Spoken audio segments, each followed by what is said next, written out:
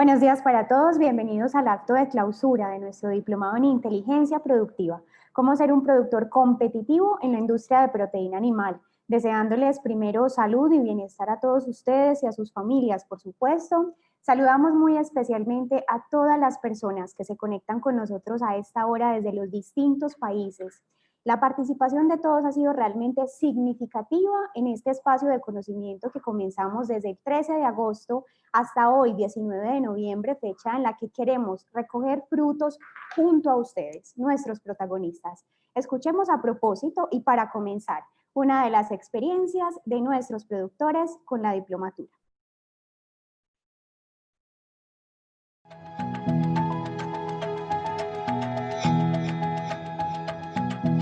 El aporte que nos dejó al negocio y el aporte que nos dejó de manera personal y profesional es que aprendimos a ver al negocio, aprendimos a verlo de manera integral, aprendimos a ver nuestro rol de manera integral.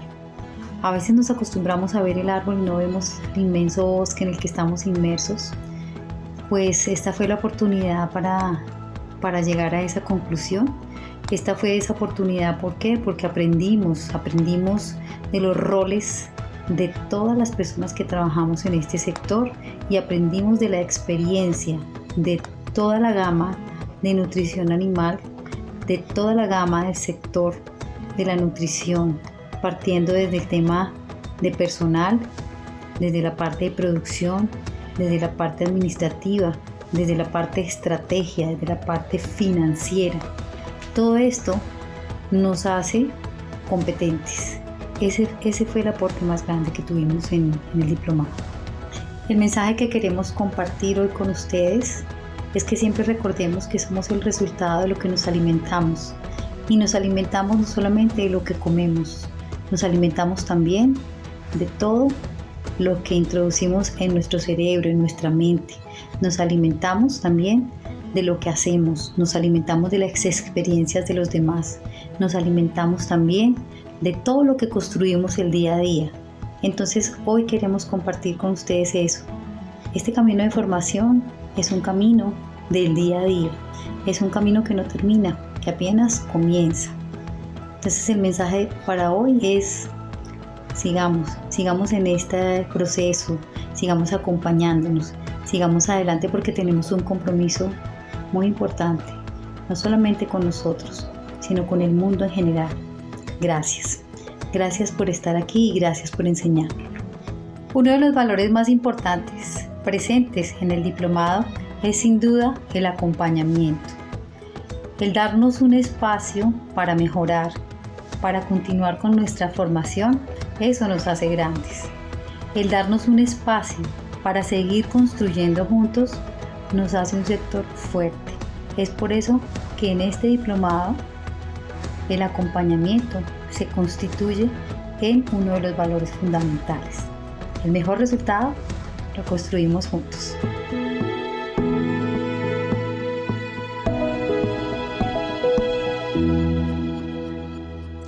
Este ha sido un camino que hemos recorrido juntos durante 4 meses dedicados a nutrirnos de conocimiento para impactar nuestros negocios y alcanzar mayores eficiencias productivas que nos permitan responder a nuevos desafíos, mejor desempeño productivo, usando menos recursos, procurando la sostenibilidad y cumpliendo con el reto de alimentar a una población creciente. Más de 900 personas inscritas en esta diplomatura nos muestran la importancia de construir juntos ante la necesidad que hoy tenemos de poner en común el conocimiento al servicio de todos, del bienestar y de la humanidad.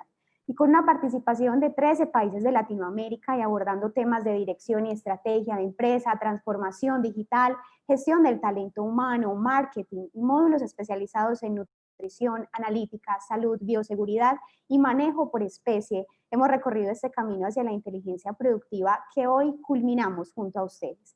Gracias por su participación tan significativa con sus mensajes, videos, preguntas y respuestas en vivo. Ha sido una verdadera experiencia de aprendizaje en red que nos ha mostrado cómo el tiempo invertido en fortalecer la capacitación y formación para el desarrollo de habilidades y destrezas siempre será necesario para innovar, evolucionar y crecer juntos en la industria de proteína animal. Tenemos a continuación a otro de nuestros protagonistas, quien comparte con nosotros su experiencia con el Diplomado de Inteligencia Productiva.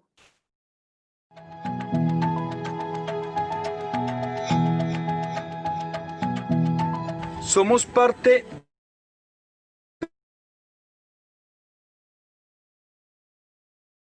generamos empleo. Tenemos grandes retos, oportunidades y desafíos para seguirle aportando a la humanidad. La apreciación que me queda es que Premex siempre está acompañando el cliente, a sus integrantes y al negocio en general. El aporte que nos hace Premex con este diplomado es reiterar el trabajo que hemos hecho durante tantos años para mejorar en diversos ámbitos empresariales. Un valor que yo rescato de este diplomado es el conocimiento del negocio de manera integral. Con Premex, el mejor resultado lo construimos juntos.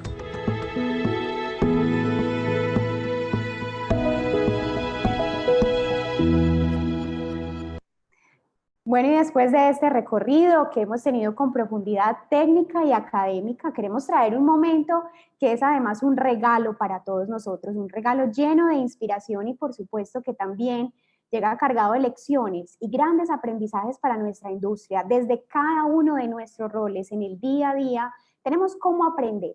De los invitados especiales que tenemos con nosotros, recibimos con todo el gusto al doctor José Alberto Vélez, él es ingeniero administrador de la Universidad Nacional de Colombia, es ingeniero honoris causa de la Escuela Nacional de Ingenieros de Metz en Francia, fue presidente de Argos y Suramericana de Seguros, dos grandes compañías colombianas, además miembro de juntas directivas de varias empresas privadas y autor del libro Crecer con Audacia.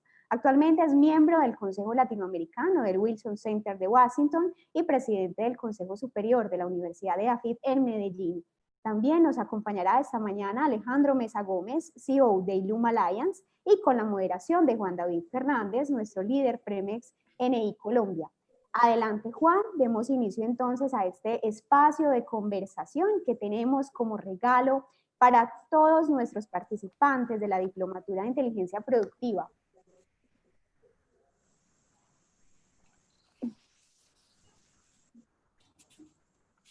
Juan, nos hace falta el micrófono, porfa. Muchas gracias. Ahora sí. Muchísimas gracias, Laura, por esta bienvenida. Muchísimas gracias a todos ustedes. Realmente, pues hoy estamos culminando un proyecto sobre el que trabajamos arduamente y con el que queríamos acompañar estos procesos de construcción de industria, de participación en las diferentes áreas de sus empresas, de sus negocios. Y qué bueno que hoy estemos cerrando con broche de oro este diplomado.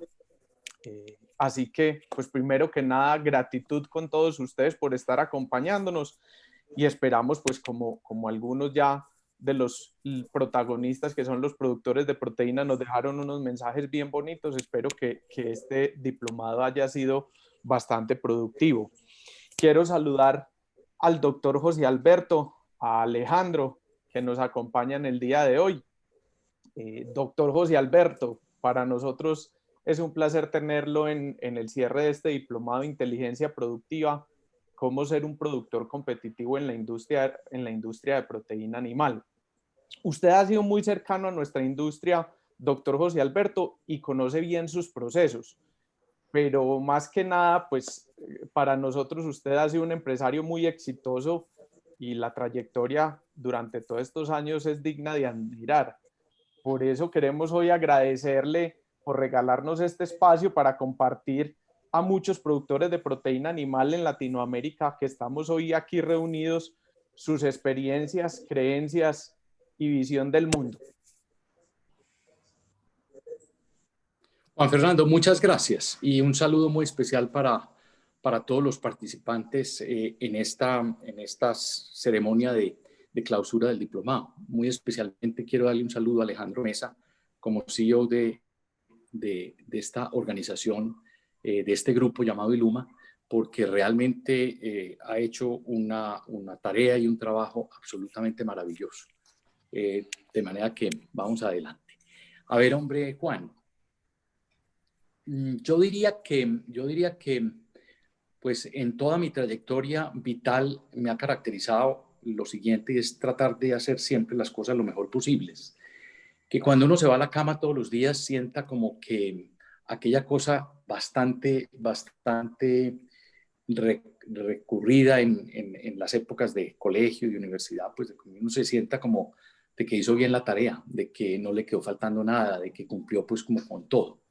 Y eso es muy interesante, porque en la medida en que uno le ponga a todos los procesos de la vida, le ponga pues mucho entusiasmo, ánimo y dedicación, pues las cosas salen de la mejor manera posible. Yo soy de los que creo que no hay temas que salgan bien o temas que salgan mal. Aún los temas malos pueden ser unas grandes experiencias de aprendizaje.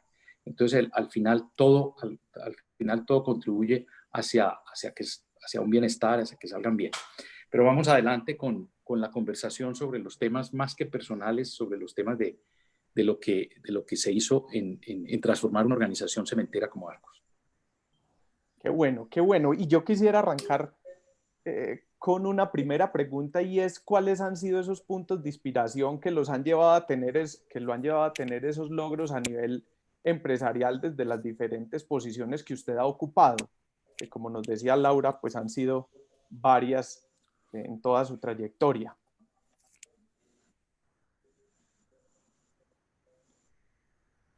A ver, Juan, a mí me han gustado mucho los retos. Ese es un primer elemento.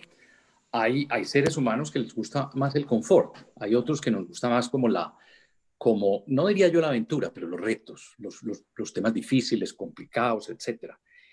Tal vez por mi formación de ingeniero y de querer resolver problemas con algún nivel de complejidad, eso siempre me ha parecido a mí algo importante, interesante, atractivo, etc. Y una de tanto en mi paso por Suramericana durante 20 años, entre mediados de los 80s y mediados del 2000, pues, y después en los cerca de 13 años que estuve en Argos, pues hombre, básicamente es eso, es encontrar organizaciones donde hay mucho por hacer. Y yo creo que en el fondo en todas las empresas, públicas, privadas, inscritas en bolsa, empresas familiares, etcétera, siempre hay unos retos. Y eso yo diría que ha sido como mi gran motivador. Yo creo que yo no nací como para estar en una zona de confort y estar siempre pues como haciendo lo mismo y más o menos como a las 5 de la tarde salir para la casa como se usaba anteriormente con el periódico debajo del brazo.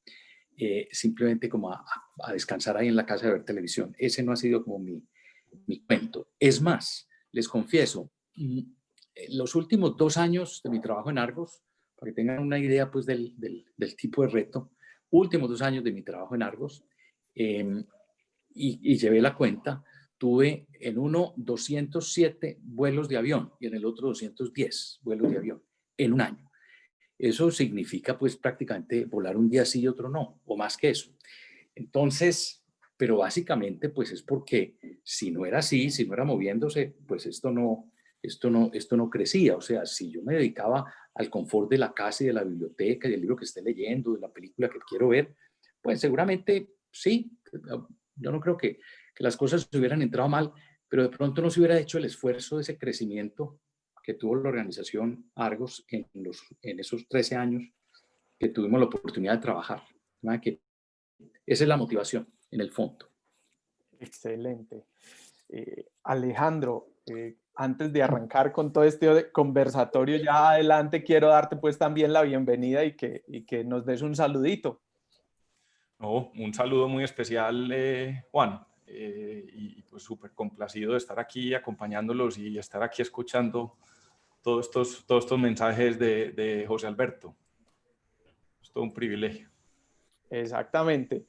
Y esos retos, doctor José Alberto, pues quiero compartirlo con todas las personas que están hoy aquí. En el año 2017, el doctor José Alberto escribió el libro Crecer con Audacia. Bastante interesante y muy recomendado para todos, y toca varios de esos tópicos, y creo que hoy quisiera que nos basemos un poco en varios de estos puntos que creo que enriquecen mucho el conocimiento para todos los productores de proteína que estamos hoy escuchándolo. porque ahí nos cuenta pues muchas cosas como esos cambios de paradigmas, de la gran transformación pues que bajo su liderazgo se generó en el Grupo Argos. Cuéntenos un poquito cómo fue la experiencia de escribir este libro para usted. Óyeme, Juan David, eso tiene el siguiente elemento. Yo me retiré de la presidencia de Argos en el 2016. Desde mucho antes, desde unos 5 o 6 años antes, me había puesto a pensar, bueno, ¿yo qué quiero hacer en mi retiro? Y resolví empezar como por la negativa. ¿Qué no quiero ser? Entonces dije, no quiero ser profesor universitario, implica actualizarme muchísimo y ya lo fui a comienzos de mi carrera profesional, recién regresado de los Estados Unidos de hacer la maestría en UCLA, hacer una maestría en ciencias en ingeniería. Fui profesor durante 4 años en la Universidad Nacional, en la Facultad de Minas. Yo dije, ya no quiero hacer eso. Asesor de empresas, pues tampoco. Y decidí que quería dedicarme al campo, una actividad totalmente distinta. Ahí viene un reto. El reto de esta etapa final de la vida, de mi vida, de mi ciclo vital, pues era como meterme al campo. Y decidí en su momento, como les digo, 5 o 6 años antes de retirarme, emprender un cultivo de palma de aceite en la costa atlántica colombiana. Yo no había sido agricultor, no venía pues mi abuelo fue cafetero, uno de los 2 abuelos, el abuelo materno fue cafetero, pero no tenía pues un tema de familia agricultor. Y simplemente lo asumí como un gran reto y ha sido un reto interesante, bonito, en fin, con todas las dificultades, etc. Entonces, lo que sí tomé la decisión es, yo me voy a dedicar al campo, me voy a dedicar a la agricultura, en fin, a hacer una agricultura bien hecha. Hoy en día pues se habla mucho de regenerativa, a hacer una ganadería bien hecha, dedicarle al campo y llevar el ritmo del campo, precisamente por aquello de los 210 vuelos de avión. Entonces la naturaleza es sabia, la naturaleza tiene su ciclo, la naturaleza va lenta, no la puedes acosar más. Entonces me parecía como que me obligaba como a una cierta manera de vida más apacible. Entonces, en medio de eso, ya con esa decisión tomada y ya pues retirado de Argos en marzo del 2016, fui a hacer un programa de corto a la Universidad de Stanford, a Estados Unidos, y regresé a Medellín y resulta que algún buen día, pasaban 2 o 3 meses, me llamaron de Editorial Planeta y me dijeron de la siguiente manera, queremos hacer un libro sobre usted. Y yo dije, hombre, vea, ni sobre mi cadáver, ni lo hago ni lo dejo hacer. Yo no voy a permitir un libro sobre mí, o sea, un culto a la personalidad, pues en un alma latinoamericana como la mía, pues eso no cabe. Eso puede que en un alma anglosajona y se llame Jack Welch o Lee Iacocca, pues se use. Pero, o Carlos Ghosn, que hoy está en la cárcel. Pues sí, pero yo dije, esto pues no tiene ningún sentido. Así quedó la conversación y pasaron 2 o 3 meses más y me llamó un editor de Planeta y me dijo, mire, voy a ir a Medellín, regáleme un cafecito en su oficina, le quiero hablar del tema del libro. Me dio como pena decirle que no y lo recibí en la oficina y me dijo, no es un libro sobre usted, es un libro sobre lo que se hizo en Argos. Y le dije, bueno, ahí sí es distinto. Entonces me dijo lo siguiente, en América Latina no es muy frecuente que los casos exitosos o de fracaso, o lo que sea, a nivel empresarial queden documentados, porque nuestra cultura es muy oral y muy poco escrita. En cambio, los ingleses hacen un viaje y lo documentan, y entonces son aquellos famosos cuadernos o libros de viajeros ingleses por todo el mundo durante muchos siglos. En América Latina nos gusta más la conversación. Entonces no queda documentado y eso pasa una generación y se olvidó y se acabó y nadie se acuerda cómo fue ese proceso. Yo quisiera tener hoy escrito sobre por qué fracasaron las empresas textiles en Medellín, que fueron muy exitosas en los 40, en los 50 y hoy prácticamente poco existen.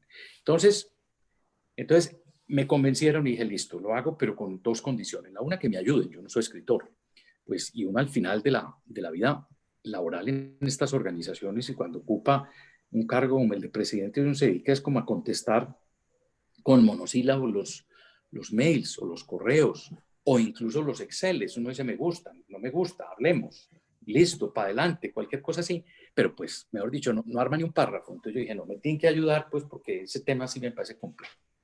Yo no estudié literatura. Y lo segundo es Hombre, el libro yo lo escribo, pero siempre y cuando sea en primera persona del plural, porque es un trabajo colectivo, colectivo. Y ahí le puse el ejemplo y lo tengo en el libro muy destacado. Pues hombre, yo dirigí Cementos Argos, pero es como el que dirige una orquesta. O sea, ¿qué es un director de orquesta? Una persona que conoce muy bien la obra, conoce muy bien la partitura, conoce muy bien cada uno de los músicos, cuál es su papel, etcétera, y tiene solamente una batuta. Pero si ese director de orquesta no tiene músicos, ahí no suena nada. O sea, un director de orquesta no hace la orquesta. La orquesta se hace con músicos y con el director. Los músicos solos, sin quien los dirija, pues hombre, de pronto no son capaces de ponerse de acuerdo y suena algo terrible. Y el director solo, sin músicos, no se oye nada. Entonces, al final, el símil de la orquesta es lo que pasa en una organización. Es un director con un equipo grande. Y cuando yo digo un equipo, no es solamente su equipo directo, es toda la gente de la organización. O sea, en la orquesta el director está pendiente de todos, del primer violín, ¿sí? O del primer cello y del último de las personas que toca alguno de los instrumentos de percusión y de pronto simplemente hace un golpe en un timbal o hace alguna cosa de esas. Y ahí es donde ese es el éxito. Entonces, con esas condiciones yo dije, listo, vamos a someternos a la escritura de un libro. Me tomó año año y 2 meses, año y 2 meses, y fue una tarea muy dura. Les quiero confesar sinceramente que es tal vez el trabajo más difícil que he hecho en mi vida, mucho más que dirigir a Argos o dirigir a Sura. ¿Por qué tan difícil, José? Pues hombre, Alejo, precisamente porque yo no había estudiado para eso. Es que ser escritor es una tarea muy, muy dura. Entonces yo sentía como, primero, bueno, había dos elementos. Uno, el que precisamente por el hecho de no documentar las cosas, las actas de juntas directivas de las empresas, por ejemplo, listadas en bolsa, son muy escuetas. Simplemente pues temas tratados y temas aprobados, pero ahí no hay una historia de qué fue lo que pasó, de cómo se hizo. Y voy a decir lo siguiente, y es que por aquellas reglamentaciones de tipo legal, las empresas inscritas en bolsa, cuando empiezan a trabajar un negocio o una aproximación a algo, lo tienen que revelar al mercado. Entonces, ¿qué es lo que pasa? Que muchas veces, para no generar una ola especulativa en el mercado accionario, diciendo, me voy a sentar a conversar con X o Y compañía en el mundo para ver esto, entonces tú simplemente vas haciendo todo y ya cuando tienes la decisión es que la comunicas al mercado, pero antes no. Y mientras todo ese proceso mantienes un tema de información confidencial para la Junta, para que nadie pueda actuar en ese sentido. Pero entonces no queda una memoria escrita del proceso. Entonces eran dos cosas. Una, recurrir a mi memoria. Entonces no es fácil porque pues era un esfuerzo muy grande. Simplemente no había nada escrito. Y lo otro, y recurrir a la memoria de otros. Entonces hablar con este y este en cada uno de los temas. Y lo otro, pues la misma escritura que te pone cuando uno habla y pues bueno, en fin, puede que la gente le recuerde, hombre, estuvo bien y tal, pero cuando uno es escrito, escrito queda y escrito queda por mucho tiempo. Entonces tiene que ser uno muy cuidadoso en todo el tema. Es por eso, sí.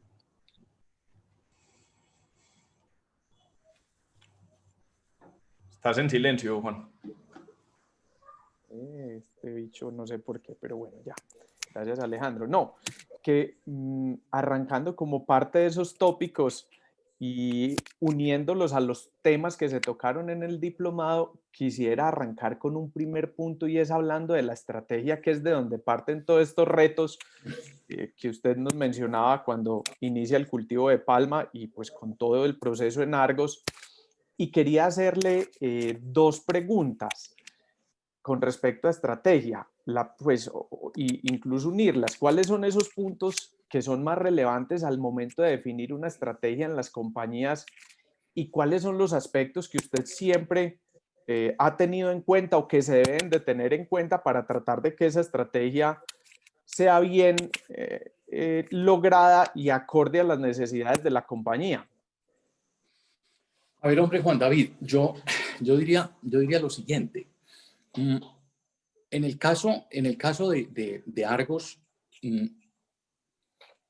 todo el proceso estratégico partió de un elemento que me parece muy importante y son conversaciones alrededor de los temas fundamentales de la organización, pongámoslo de esa manera.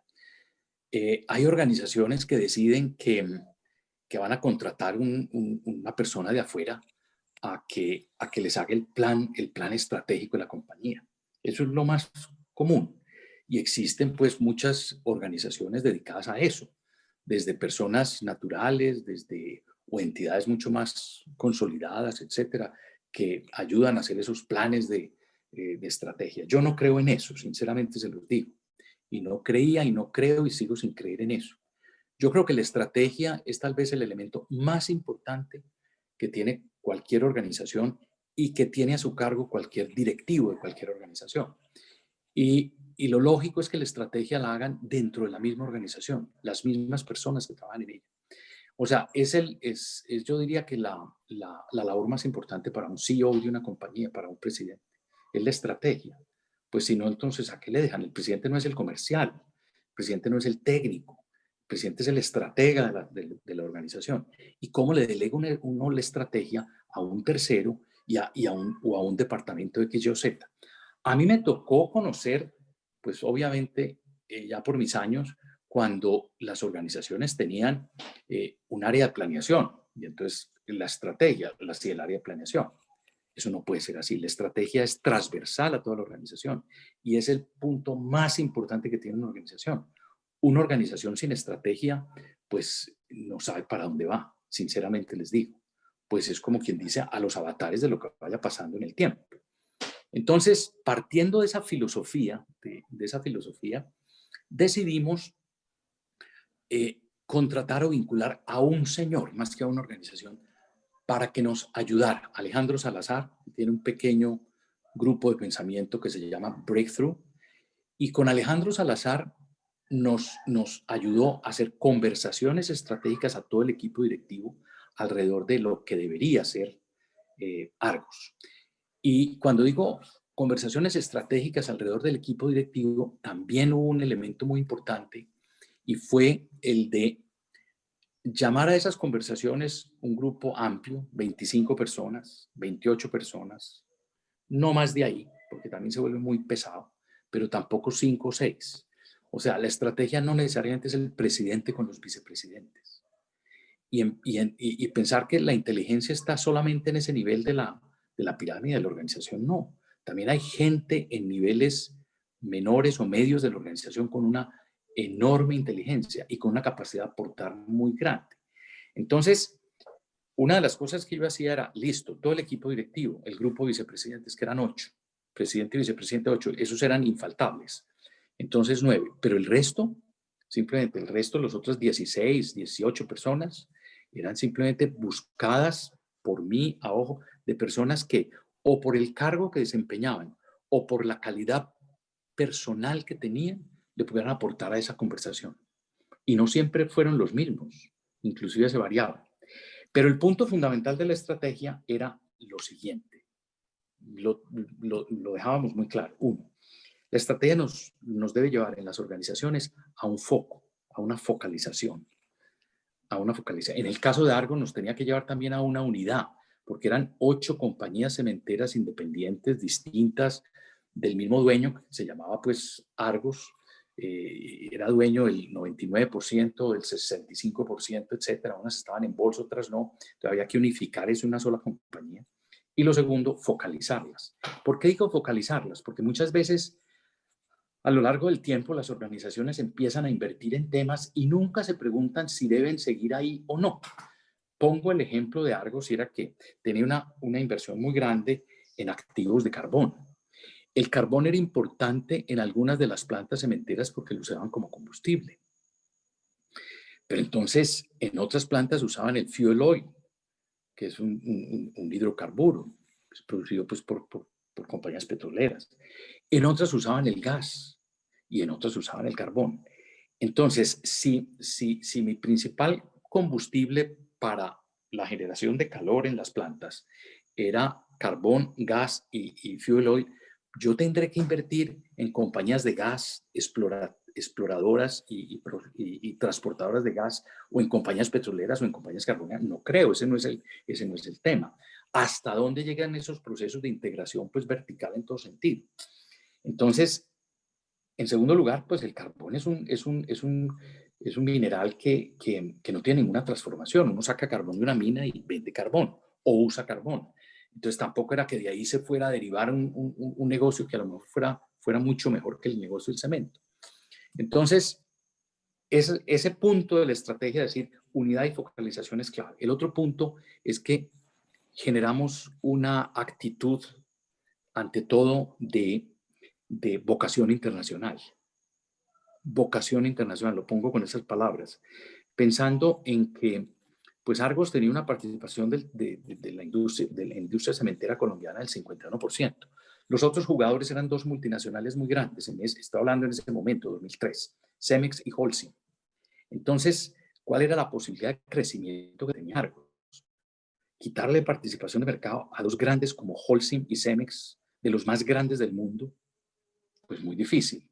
Y crecer la torta, mejor dicho, el consumo de cemento en Colombia de cuenta de la compañía también era difícil.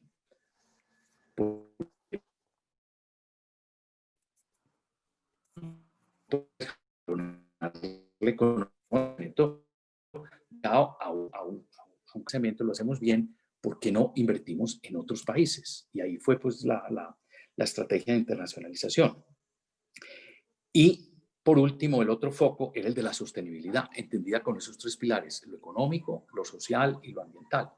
Entonces, con base en la focalización, en la internacionalización y la sostenibilidad, fue que trabajamos ese tema de la estrategia. Y nos propusimos, y una cosa muy importante, acuérdense que esos llamados planes estratégicos están llenos de PowerPoint y de cuadros y de cosas, y todo eso no. Aquí fue muy simple, es tener una mega. ¿Cuál es nuestra aspiración para los próximos 5 años? Y en el libro pongo ahí un cuadrito muy interesante, y es en la primera mega que nos trazamos. Esto fue en el 2004, para el año 2009, 5 años dijimos así, en ese 2004. En el año 2015, Argos era una empresa con ingresos por ventas equivalentes a $3 billones, de los cuales el 65% se originará en operaciones fuera de Colombia. Entonces, si lo ponemos, esos 3 billones, en los pesos colombianos de esa época, estábamos hablando de millones de pesos colombianos. Pero al año 2015 llegamos a esa cifra, no al 65% de participación por fuera de Colombia, sino al 70% de participación por fuera de Colombia. O sea, en el año 2015 o 2016, porque fue así, el peso de los ingresos en Colombia era del 30%, el peso de los ingresos en Estados Unidos del 50% y el peso en Centroamérica y Caribe del 20%. Era una compañía totalmente multinacional. Y fue gracias a una cosa tan simple como una mega. ¿Qué queremos ser? ¿Para dónde va? Entonces no es ese plan estratégico que uno ni entiende y al final no le dice para dónde va. Tener una mega es tener una cosa absolutamente aspiracional. Y todo eso se lo puedes decir a cualquiera de las personas, incluso gente del sector más, llamémoslo, de menos conocimientos y destrezas de la organización, está soñando con que ese es su mega. Además que esa es la parte de estrategia. Súper claro, que yo diría, y que hiciera Alejandro complementar con un temita, pues relacionándolo con nuestro sector, pero resumiría en conversaciones desde adentro. O sea, la estrategia no la hace alguien que viene acompaña y pues ayuda en esa construcción, pero tiene que ser desde el conocimiento, desde adentro y con una claridad que cualquier miembro de la compañía lo pueda interiorizar y aportar su granito de arena. Y ahí, Alejandro, quería como complementar tocándote un tema, y es, en algunos momentos, de pronto, cuando se habla de estrategia, se piensa en que no, eso es para compañías grandes, no necesariamente para mi sistema productivo donde tengo una granja de producción de cerdos, de huevo, lo que sea. Y yo creo que la estrategia es importante en todas las empresas tener esa claridad y compartirla. ¿Vos cómo es desde ese punto el tema de definir las estrategias en nuestro sector, nuestra industria y nuestras compañías? Pues Juan, ahí yo creo que es la herramienta que tenemos para poder canalizar la energía de todas esas personas que están trabajando en todos esos sistemas productivos. Porque finalmente, y como bien lo decía José, si uno no tiene un punto fijo, una estrategia o un foco claro, pues cualquier camino le sirve, como en la caricatura de Alicia en el País de las Maravillas y el gato, que va Alicia y le dice al gato, oiga, ¿cuál camino agarro? Y el gato le dice, ¿y a dónde quiere llegar? Yo no sé, entonces cualquiera le sirve. Yo creo que es muy parecido, es eso. Y claramente, pues estos son sistemas que tienen sus desafíos, cualquiera, independiente del tamaño que tenga.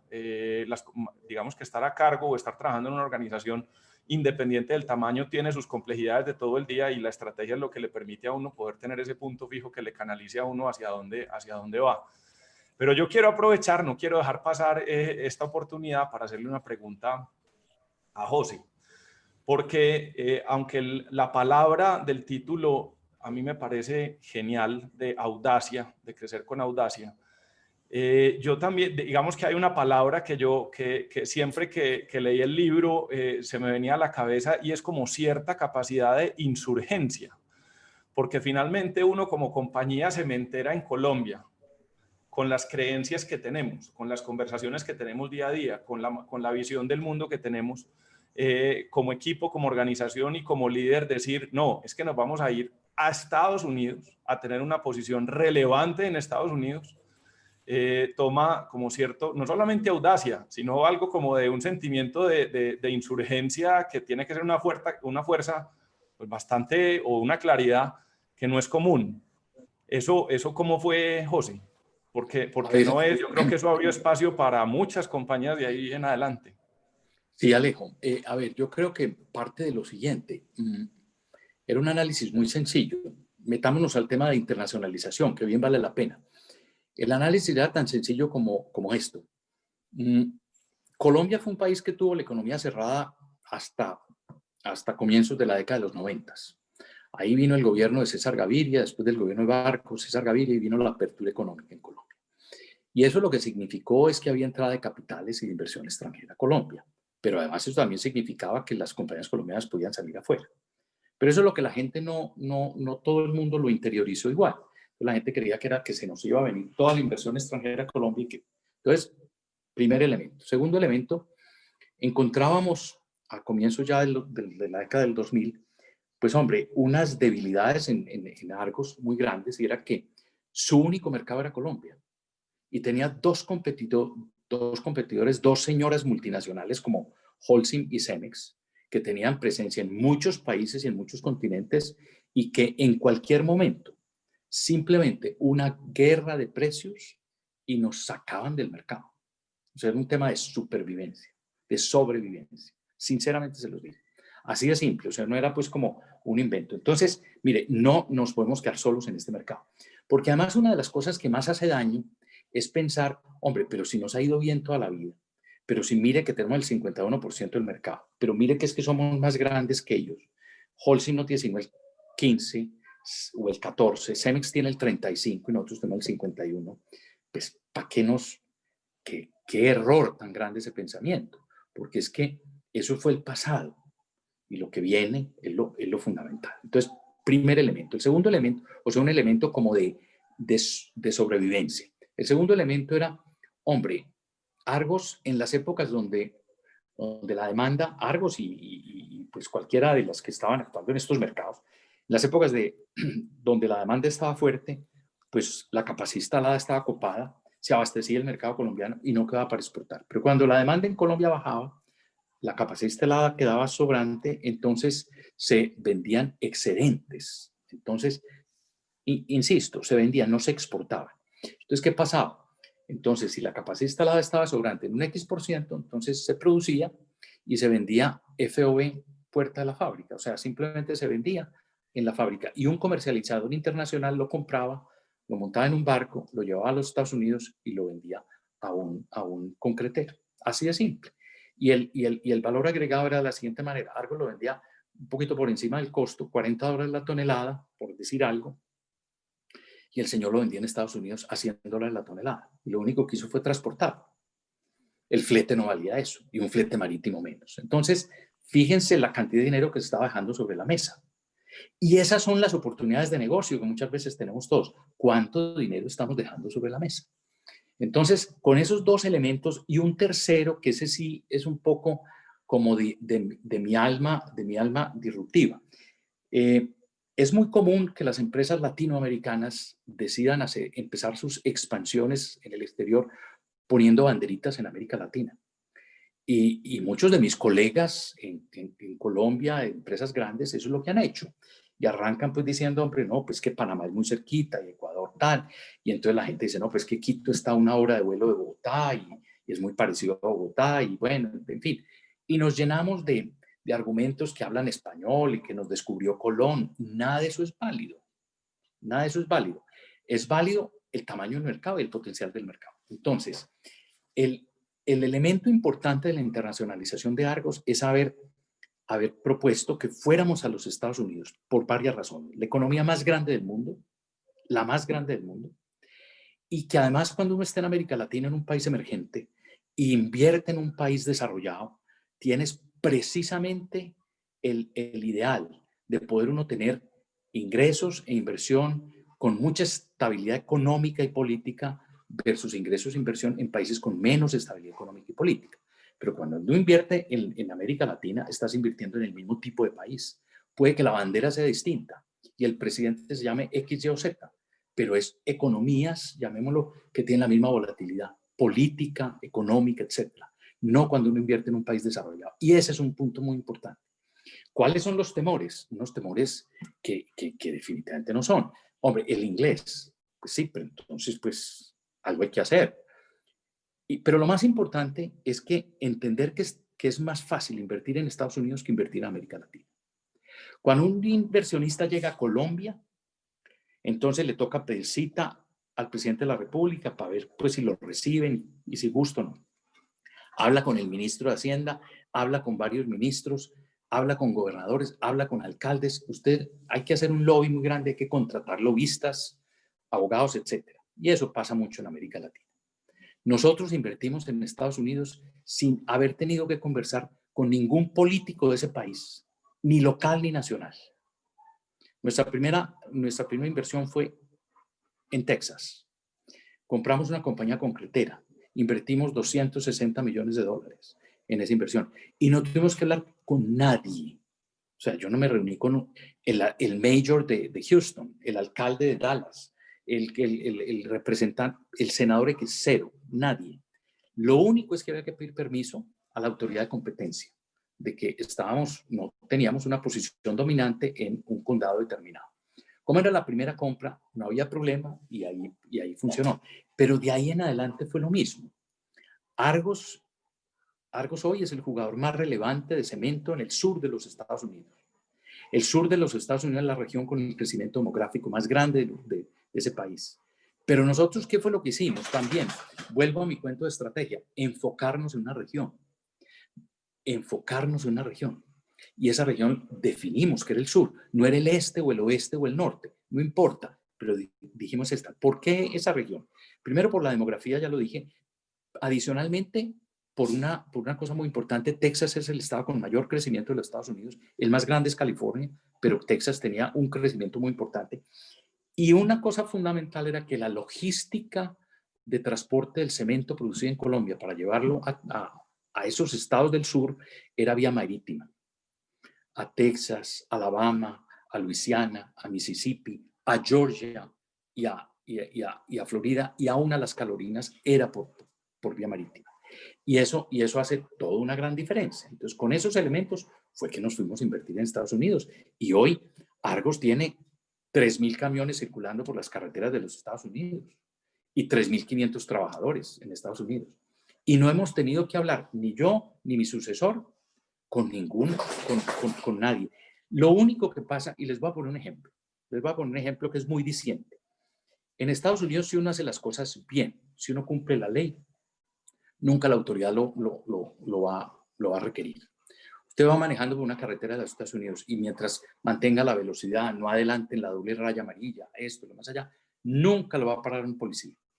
Eso sí, comete una infracción y aparece el policía no sé de dónde. En un país como Colombia, y me atrevo a decir que pasa mucho en América Latina, usted va tranquilo, va bien, no ha hecho nada, pero simplemente el policía que está allá al frente le parece un carro sospechoso y lo para. Y le pide todo, y todos los papeles. Y uno dice, ¿qué es esto? Entonces, y el que hace, y cuando hace la imprudencia o la infracción de tránsito, pues no aparece la policía. Entonces uno dice, esa es la gran diferencia. Entonces, mientras Argos ha venido haciendo sus cosas bien hechas, no tiene problema. El día que hay un problema de contaminación, el día que hay un problema, claro, ahí sí viene la autoridad. Y las sanciones son duras y el tema es muy complejo. Es más, ustedes no se imaginan lo que es trabajar con conductores en los Estados Unidos. 3.000 tractomulas o tractocamiones circulando en época de invierno, de heladas por las carreteras americanas. Eso es un riesgo gigantesco. Pero evidentemente ese riesgo tiene muchas maneras de ser cubierto. Entonces, en el fondo, ese proceso de internacionalización tuvo mucho que ver con una actitud mental frente a la dificultad de Estados Unidos versus América Latina. Y es al contrario, se los digo sinceramente. Es más fácil invertir en Estados Unidos que invertir en un país de la región. Mucho más fácil. Allá es bienvenido todo el mundo. Es más, Argos compró puertos, compramos puertos. Un puerto en Houston, pues nada más estratégico para un país que una posición portuaria. Somos dueños de 6 puertos en los Estados Unidos. Dueños de ferrocarril.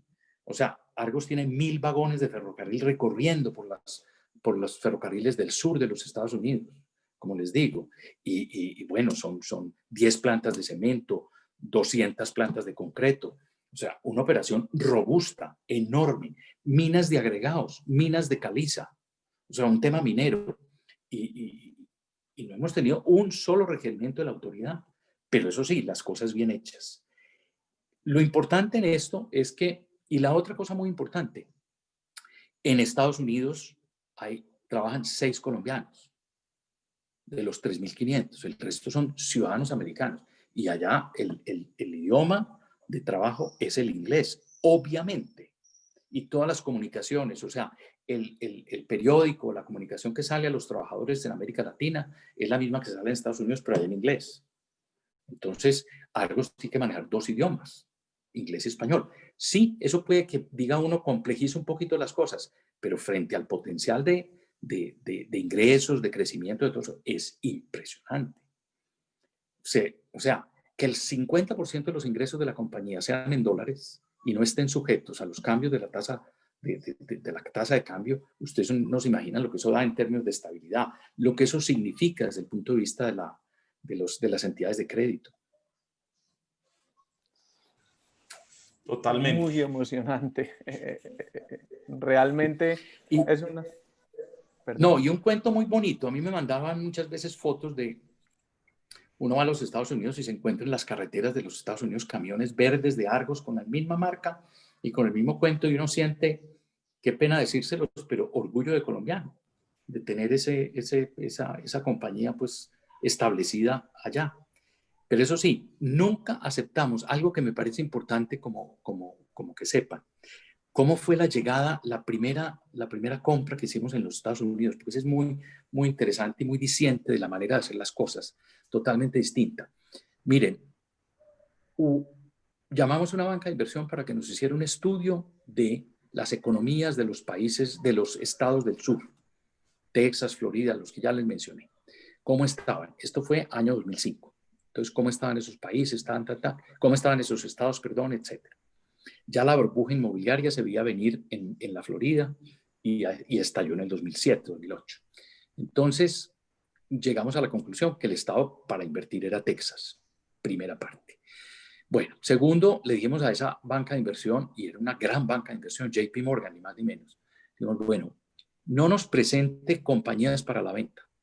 Háganos primero un estudio de cuáles son las mejores compañías concreteras en el estado de Texas. Y estos son los criterios para evaluar.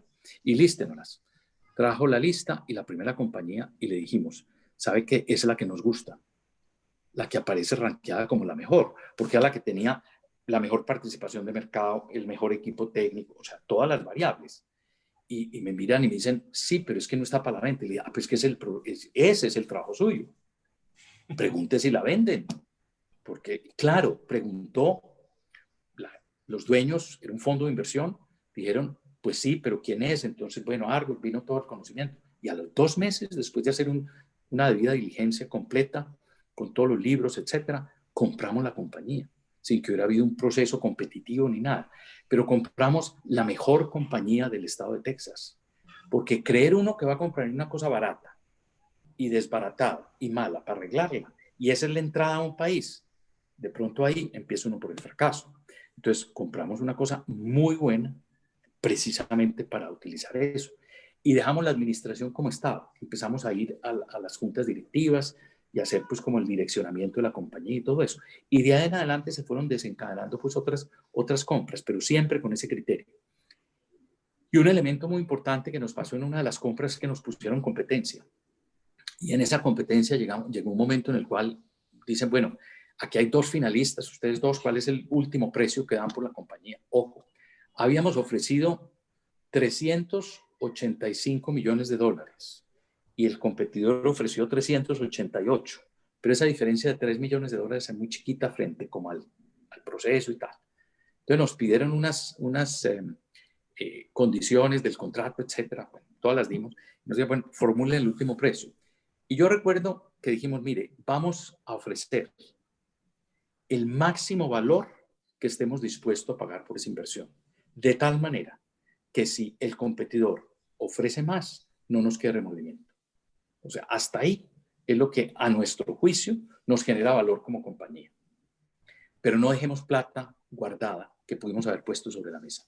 Pongamos toda la plata que estamos dispuestos a dar por esa compañía que le haga sentido económico a Argos, vamos a ponerla sobre la mesa toda.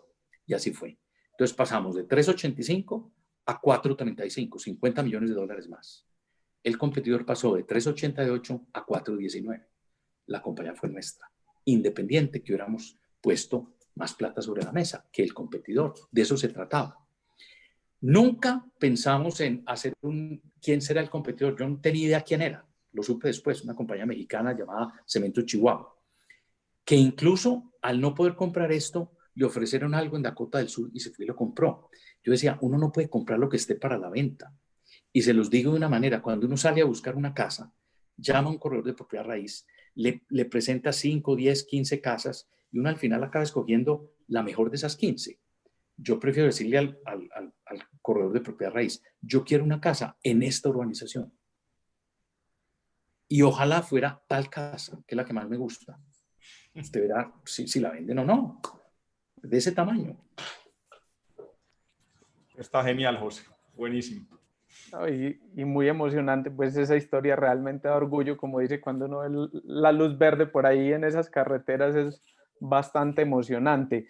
Yo quería, pensando en eso y para cerrar un poquito el capítulo de estrategia y relacionándola con los productores de proteína, yo creo que hay unos puntos importantes. Uno es tener un punto fijo, una claridad de hacia dónde quiero ir yo como organización, cómo quiero ganar en el mercado y cómo quiero mantener la relevancia. Y el otro, pues las acciones que se deben realizar.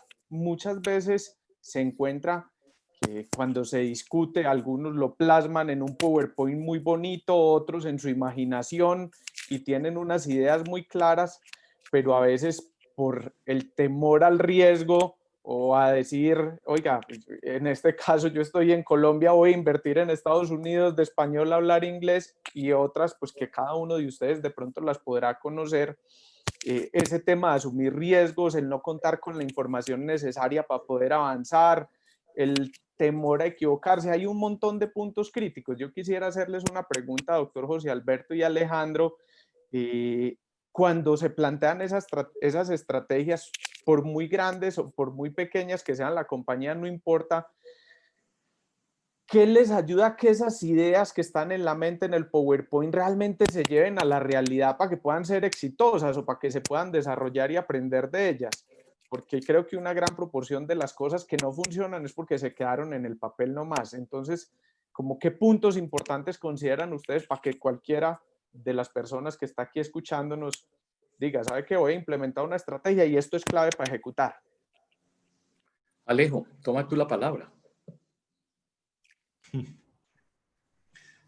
A medida que oía la pregunta, Juan, lo que se me vino a la cabeza o lo que estaba pensando es lo siguiente, y es, las organizaciones son sistemas biológicos porque son seres vivos. Eso es la combinación de un montón de personas, digamos, que invierten su existencia y su vida a un propósito, a una meta, a una mega, y cómo vamos a hacer la diferencia en un tema de generación de valor, porque finalmente es una generación, y seguramente ahora habrá preguntas alrededor del tema de sostenibilidad, que me parece muy importante escuchar a José.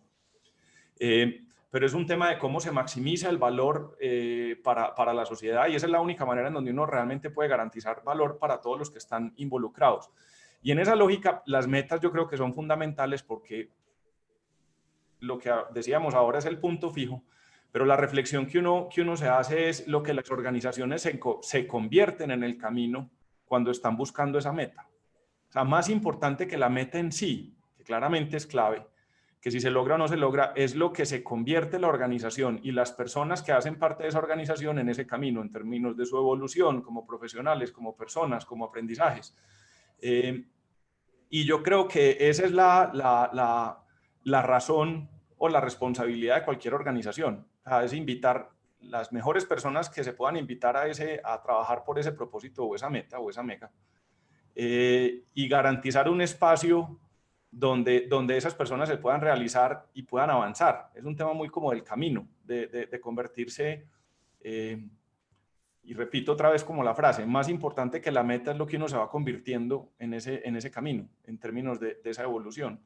Entonces, si uno tiene esa conciencia, porque finalmente es un tema como de conciencia, yo creo que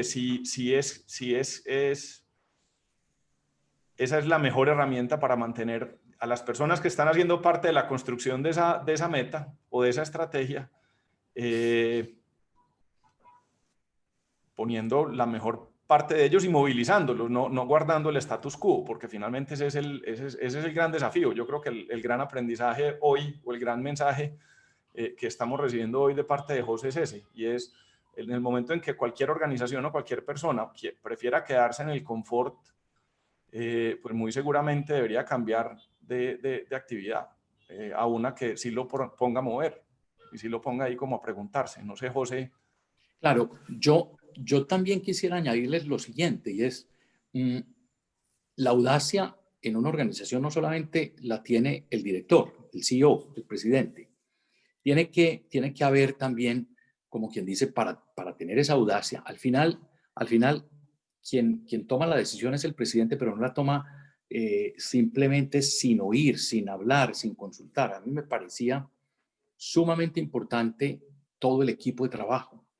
Ya se los dije, en los temas de conversaciones estratégicas era un equipo ampliado de 25, 28 personas. En los temas como del día a día de la organización, etcétera, eran equipos más pequeños, pero siempre en equipo, siempre en grupo. O sea, yo creo mucho en la inteligencia colectiva. O sea, es más interesante pues el pensamiento de 5, de 10 personas que el de uno solo. Entonces no es que el presidente diga por aquí, y simplemente él fue el que tuvo, como quien dice, la epifanía o la decisión o la garra o el coraje o lo que sea. No, yo creo que el análisis, el PowerPoint que tú mencionabas, Juan David, pues es simplemente una herramienta como para poner variables, para poner, en fin, como para mirar todo el panorama completo. Pero debe haber una discusión, una conversación al interior de la organización con todos los equipos antes de tomar la decisión, y que esa decisión sea fruto como de una cosa mucho más, no necesariamente tiene que ser unánime. Seguramente hay gente del equipo que dice una cosa y hay gente que dice otra, y eso nos pasó muchas veces. Y tú como CEO tienes que decir, bueno, de estas dos posiciones, ¿cuál es la que yo creo que más conviene? Y esa es la que se toma.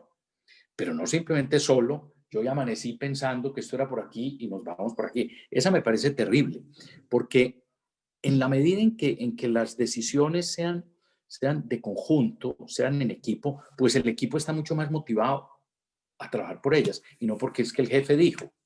Ese tema pues es muy, muy complejo. Y pasa muchas veces en las organizaciones más pequeñas, porque evidentemente, pues una pequeña tienda de barrio en uno de los barrios de cualquiera de las ciudades nuestras de América Latina, pues tiene un dueño o tiene dos dueños. Tiene el señor y la señora de la casa, o el señor es el dueño y tiene un muchacho que le ayuda. Pues sí, él es el que toma las decisiones. Pero cuando entramos a una organización cualquiera, de las que están aquí presentes, pues evidentemente siempre hay un equipo, el que sea, pues se los digo sinceramente, con el cual compartir, con el cual hablar, con el cual evaluar, con el cual mirar.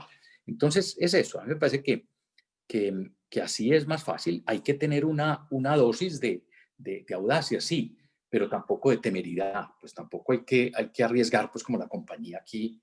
Fíjense que la decisión en Estados Unidos, analizada como yo se las presenté, era fácil de tomar. Ya había cemento que viajaba, se estaban ganando un dinero grande. Ese cemento viajaba a las concreteras. ¿Por qué no tener unas concreteras y utilizar el cemento nuestro allá? Así de simple. No nos están cerrando la puerta, no la abren, es muy fácil. Entonces, las barreras eran más mentales. No era que tú estuvieras haciendo una apuesta, decir, vamos a montar. Qué pena, les voy a poner un ejemplo. Un colega latinoamericano decidió hacer una planta de cemento en Arizona. Y a los 12 años no había tenido el permiso para hacer la planta de cemento. Él se equivocó. El permiso era muy difícil. Nosotros dijimos, vamos a comprar estos activos que nos gustan. Y empezamos por concreto y después compramos y compramos. Ya hacer plantas nuevas es muy difícil en un país como Estados Unidos, pero comprar las que hay siempre es factible. Y por eso les dije, tenemos 12 plantas de cemento y más de 300 o 400 de concreto, que ya existían. Ni una es nueva. Todas eran existentes, pero esa es la diferencia en la estrategia. Aquí estaba escuchándolos y hablan mucho del talento, y nosotros también pues siempre lo consideramos clave como la base de nuestra organización también específicamente. Y quiero como tocar un poquito sobre ese tema, y específicamente Argos, pues que tiene presencia en varios países. Gestionar pues ese talento implica adaptarse a diferentes culturas, diferentes maneras de ver el mundo, pues un montón de cosas. Y hablamos, y ustedes lo están mencionando aquí, que el talento es clave para que las cosas sucedan en las organizaciones. Y ahí quisiera como hacer dos preguntitas de qué significa para usted el talento humano en las organizaciones y cómo logra que ese talento se potencialice, o cómo lo ha logrado para que siempre se empodere y para que todas las cosas que se definen puedan llevarse a la realidad. ¿Cuál es su visión de ese tema, doctor José Alberto? Ahorita Alejandro nos complementa un poquito. A ver, Juan David, yo pues suena como frase de cajón, pero lo más importante en las organizaciones es la gente. Las organizaciones puede que existan en el papel, hay unos estatutos, hay unos certificados de Cámara de Comercio, hay unos accionistas, etcétera, pero la gente es la que hace la diferencia en las organizaciones. Partiendo desde el principio de que la gente es lo más importante que tiene una organización. Uno los equipos los puede comprar, pero la gente calificada, capacitada, motivada, empoderada, esa no se consigue pues tan fácil en la calle. Y uno ve muchas veces que hay organizaciones que se dedican como a conseguir gente por fuera, pero tampoco les duran, y les pagan más salario y tampoco les duran. O sea, yo creo que alrededor del elemento humano hay mucho por hablar. Yo pues casi que esto daría para un buen rato de conversación. Cuento un poco qué fue lo que hicimos nosotros en Argos en esa materia. Lo primero es, cuando yo llego había 8 compañías cementeras en Colombia y las fusionamos en una. Pero resulta que las 8 compañías cementeras tenían sindicato de trabajadores cada una, y además estaban asociadas a un sindicato de industria que se llamaba Sutimac. Entonces, había una historia de huelgas y de violencia muy grande. Tanto es así que en el año 63, en una huelga que hubo en una de las empresas cementeras del Grupo Argos, que se llamaba Cementos El Cairo, una masacre de trabajadores por parte de la fuerza pública, año 63. Entonces, pues masacres de trabajadores en América Latina no ha habido tantas, posiblemente, y en Colombia pues han sido pocas, y esa fue una de ellas. Entonces había pues una historia muy dura de tipo sindical. Y había una animadversión de los directivos hacia el sindicato y de los sindicatos hacia los directivos. Tal vez por mi formación en universidad pública y después por mi ida a California y todas esas historias, pues entendía muy bien que las organizaciones sindicales eran fundamentales y tenían que estar. Pero me encontré con cosas que eran las que agudizaban el problema. Cosas tan sencillas como esta. La primera vez que yo visité una de las plantas, recién llegado, terminamos la visita de hacer todo el recorrido por la planta y nos fuimos a las oficinas de la gerencia, y allí pues había un almuerzo organizado por alguna persona de fuera de la compañía que llevó pues todos los elementos del almuerzo, y un almuerzo muy bueno, y había pues, en fin, una copa de vino, lo que fuera. Pues está el presidente del grupo aquí, y bueno, les dije, hombre, me da mucha pena, pero este es el último almuerzo que acepto así, ya cuando hayamos terminado. De ahora en adelante, cada que yo vaya a una de las plantas, voy a almorzar en el casino donde almuerzan los trabajadores. Yo quiero saber qué comen ellos. Y si esa comida no es apta para mí, no es apta para ellos. Ese fue mi mensaje, y así fue.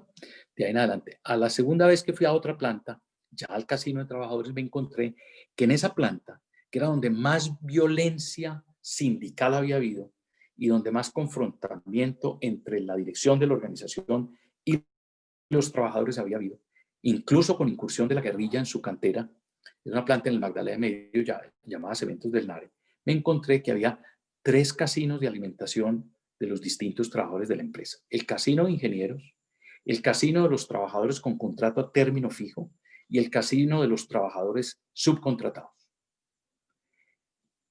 Con toda la firmeza les dije, a partir de mañana me hacen el favor y contratan un constructor para que amplíe el casino de los ingenieros. Y aquí vamos a comer todos. Detalles como ese. Siempre empezaba las visitas a las plantas por el sitio, por los lockers y los baños de los trabajadores. O sea, al entrar a la planta, pues con respeto, pues que no hubiera gente ahí, pues ni mucho menos, pero entraba y visitaba. ¿Cómo están las duchas? ¿Cómo están los sanitarios? ¿Cómo están los lockers? La pintura, el piso, el agua, todo. Primero que todo. Y lo segundo era que la reunión la empezábamos con un análisis del tema de salud y de seguridad industrial. Entonces, accidentes de trabajo, etc. De pronto, eso empezó a generar en la organización el que la dirección de la compañía se preocupaba por ellos. No era un cuento decir que lo más importante es la gente, sino que se actuaba de esa manera, porque muchas veces en los discursos de los directivos de las organizaciones, no, es que la gente es lo más importante, pero nunca piensan en eso. Nunca han ido a comer a donde comen los trabajadores. Nunca han visitado las instalaciones donde ellos se cambian, donde ellos... Nada de eso. O el sitio de trabajo. No salen de la oficina. Entonces, ese recorrido por las plantas, de visitar los sitios de trabajo y ver las condiciones de la gente, eran fundamentales. Era fundamental. Entonces, ahí fue cuando empezaron ellos, aquí lo que se predica y lo que se dice, se actúa. Y esa coherencia entre lo actuado y lo dicho es clave. Y ahí es donde ellos entendieron, claro, aquí se están preocupando por nosotros. Pero además hicimos otro tema, y es que los trabajadores de contrataciones, llamémoslo, menos formales, los vinculamos formalmente a la organización. Una industria cementera no es una industria que sea fuerte en mano de obra. O sea, el peso de la mano de obra en los costos de producción del negocio cementero es bajo. Perfectamente los contratamos a todos y tal. Y todo eso fue previo a que hiciéramos unas reuniones de los 8 sindicatos para unificar en una convención colectiva.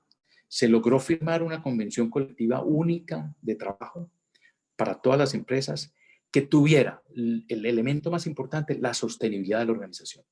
Que no se atentara contra el futuro de la empresa dando concesiones simplemente como para tapar los levantamientos huelguísticos de la gente. Cero. Que ellos entendieran que el trabajo era para ellos y para las generaciones que venían.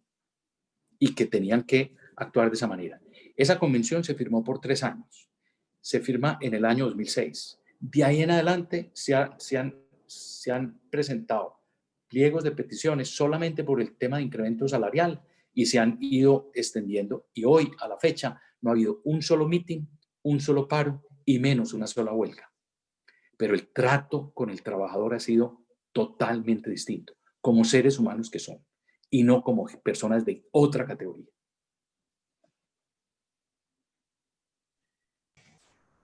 Yo creo que hay unos aprendizajes bien grandes para todos nosotros, de realmente enfocarse y ponerse en el lugar del otro, cómo se quiere sentir y desde la compañía que se le puede entregar. Desde lo básico, como estaba hablando usted, de alimentación, unas buenas condiciones laborales, y otros desde conocimiento, desde poder aprender y desarrollarse más, que ayudan a que la gente se sienta con ese sentido de pertenencia y de esa milla extra que se quiere. Alejandro, no sé qué quiere compartirnos respecto a este tema también desde su experiencia.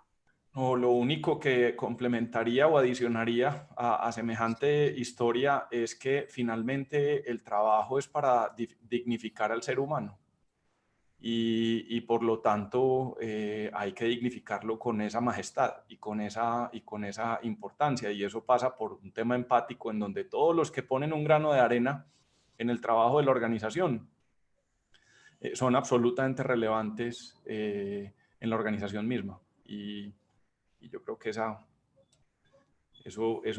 por eso la importancia de las empresas y de las empresas conscientes. Claro, claro. Y ahí se genera una cultura, y es esa cultura empresarial que diferencia unas de otras, que creo que aquí se deja clara de dónde viene, que esa cultura, quisiera que nos contara un poquito, doctor José Alberto, pues parte de ese tema que está muy relacionado y creo que es muy importante cómo se genera esa cultura en cada compañía, pues específicamente pues en Argos. A ver, Juan David, hay una cosa que quisiera decirles, por ejemplo, y eso pasa por temas que uno cree que no son relevantes y son sumamente relevantes. Una de las cosas que yo me propuse en Argos era que, ojo pues los que les voy a decir, las sillas de todos los empleados de la compañía fueran iguales a la del presidente. La silla de trabajo, el puesto de trabajo. O sea, si yo tenía una silla marca X, Iron de cualquiera, pues que esa fuera la silla de todo el mundo. Trabaja más sentado un auxiliar de contabilidad que el presidente de la compañía. ¿Por qué la silla del presidente tiene que ser como más alta y en la medida en que el puesto de trabajo es menor, es más bajita? Y al final son unas sillas que son como a media espalda, que lo único que generan es unos problemas lumbares seriosísimos. Este tema de que todas las sillas fueran iguales, el mismo tipo, del mismo color, la del presidente, la de los miembros de junta y la de todos los trabajadores de la organización, usted no de los operarios, de todo el personal administrativo de la organización, no se imagina lo que eso significó desde el punto de vista de la democratización de la empresa. Desde el punto de vista de que el trabajador, el empleado dijo, hombre, aquí se preocupan por mí. Yo tengo una silla igual a la del presidente o a la de un miembro de junta. ¿Quién dijo que las sillas tenían que estratificarse? Si somos seres humanos, si tenemos el mismo cuerpo. Es más, yo decía, el que menos necesita la silla soy yo. Yo me mantengo pues 210 vuelos de avión y de reunión en reunión, pues imagínense, ¿para qué la silla? Yo podía casi que el tiempo que estaba en mi oficina hasta trabajar parado. Con elementos como estos, yo nunca tuve escritorio, tenía una mesa de reuniones y ahí ponía mi computador, mi laptop. Me ha gustado pues una cosa, no un tema fijo, sino una cosa movible. Entonces ahí lo ponía y ahí trabajaba y sacaba los papelitos que mi secretaria me tenía como para cualquier cosa y listo. Cada vez es menos los papeles y tal y tal. No ni de escritorio, ni cajones, ni archivador. Era una especie como de sala de reunión. La gente iba a tomar café, a hablar de temas, una mesa donde pudiéramos poner un plano, un documento, lo que fuera, proyectar algo en la pantalla. Listo, eso sí, pero cero escritorio, no se necesita. Entonces yo les decía, esta oficina no es la de la presidencia, esta oficina es colectiva. Cuando llegue un invitado aquí, cualquiera de los vicepresidentes o gerentes la puede usar. Por respeto a mí no la usaban, pero se los insistí mucho. Y les voy a contar una anécdota que habla mucho de la cultura.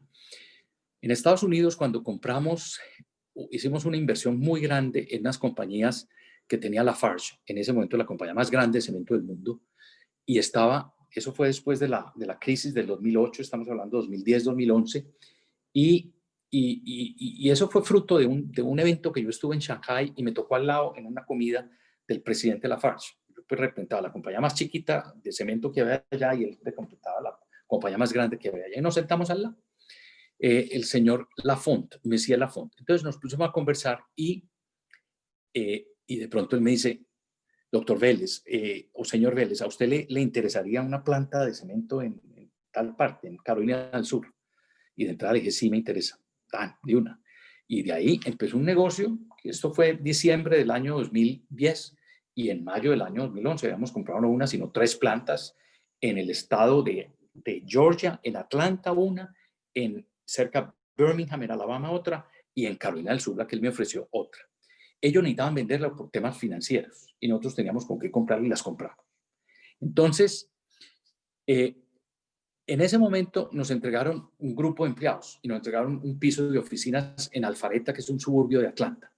Entonces resolvimos que íbamos a cambiar un poco esas oficinas al modelo y al estilo Argos, donde las sillas eran iguales, toda esa historia. Ustedes no se imaginan la complejidad con la cultura americana en ese momento para cambiarles de oficina. En Estados Unidos es muy, muy común que la persona cuando entra a trabajar a una empresa en la parte administrativa, trabajan en el centro del piso, sin ver si está lloviendo o haciendo sol, en un cubículo. Y en la medida en que asciende en la organización, se va pasando a la ventana. Entonces, allá hay un dicho que dicen window office. Entonces, cuando uno tiene oficina y ventana, ya es como más jefe. Y cuando tiene lo que llaman corner office, pues que es de esquina, no, yo es super jefe. Y eso pues estaba así. Y esos super jefes de corner office se la mantienen viajando. Hay un muro y la puerta cerrada y nadie puede ver hacia afuera. Nosotros diseñamos un sistema de oficinas donde todo el perímetro del piso fuera de circulación libre para cualquier empleado. ¿Verdad? Que si yo estoy cansado de trabajar, me estiro mi espalda, me voy a caminar a dar una vuelta al piso como parte como de relajarme, veo si está lloviendo, si está haciendo sol, quién hay en el parqueadero, el arbolito de este lado, toda la historia, y punto. Y todo el mundo aquí, y todas las oficinas con vidrio. Las de los jefes, vidrio y puerta, para que tuvieran la privacidad pues, de poder hablar temas, etc. Las de otros era cubículo, pero todos estaban alejados de la ventana. La ventana empezó a ser colectiva. Temas tan sencillos como eso. Y nadie con baño. Nadie con baño. El baño era de todos. Se iba a un baño en el piso para todo el mundo. Y el baño se usaba igual, el presidente como el operario, pues, o el trabajador más bajo. Entonces, eso va generando toda una cultura. No es un tema de hablar, es un tema de hacer. Cuando tú empiezas con lo que les decía de las plantas, cuando tú empiezas con lo que les decía de las oficinas, donde todos los seres humanos se consideran iguales, tú empiezas a tener una cultura organizacional totalmente distinta. Y eso nos llevó incluso a que el tema de salud ocupacional y de seguridad industrial fuera tan fuerte en Argos, que cuando decidimos, por invitación del Dow Jones Sustainability Index, empezar a trabajar con eso, a los pocos años Argos se volvió la compañía cementera o de materiales de construcción que tenía el mejor puntaje en salud ocupacional y seguridad industrial del mundo. El mejor puntaje del mundo, por encima de todas. O sea, en ese tema éramos los líderes a nivel mundial en salud ocupacional y seguridad industrial. Eso es un propósito. Claro, cuando tú simplemente todo lo ves como un paisaje, o sea, lo de la gente sí, hablemos de la gente y de la cultura, pero no. Al final el problema es que muchas organizaciones creen que lo más importante es producir y vender. Entonces, el área técnica y el área comercial son las claves de la organización y el resto son simplemente toca. Ahí pues te digo, uno no va para ningún lado, qué pena se lo digo. Es un corto plazo. O sea, si uno no involucra a la gente en la organización y si uno no involucra la innovación y si uno no involucra la estrategia, simplemente producir y vender, ese no es el camino. Casi que es mi conclusión.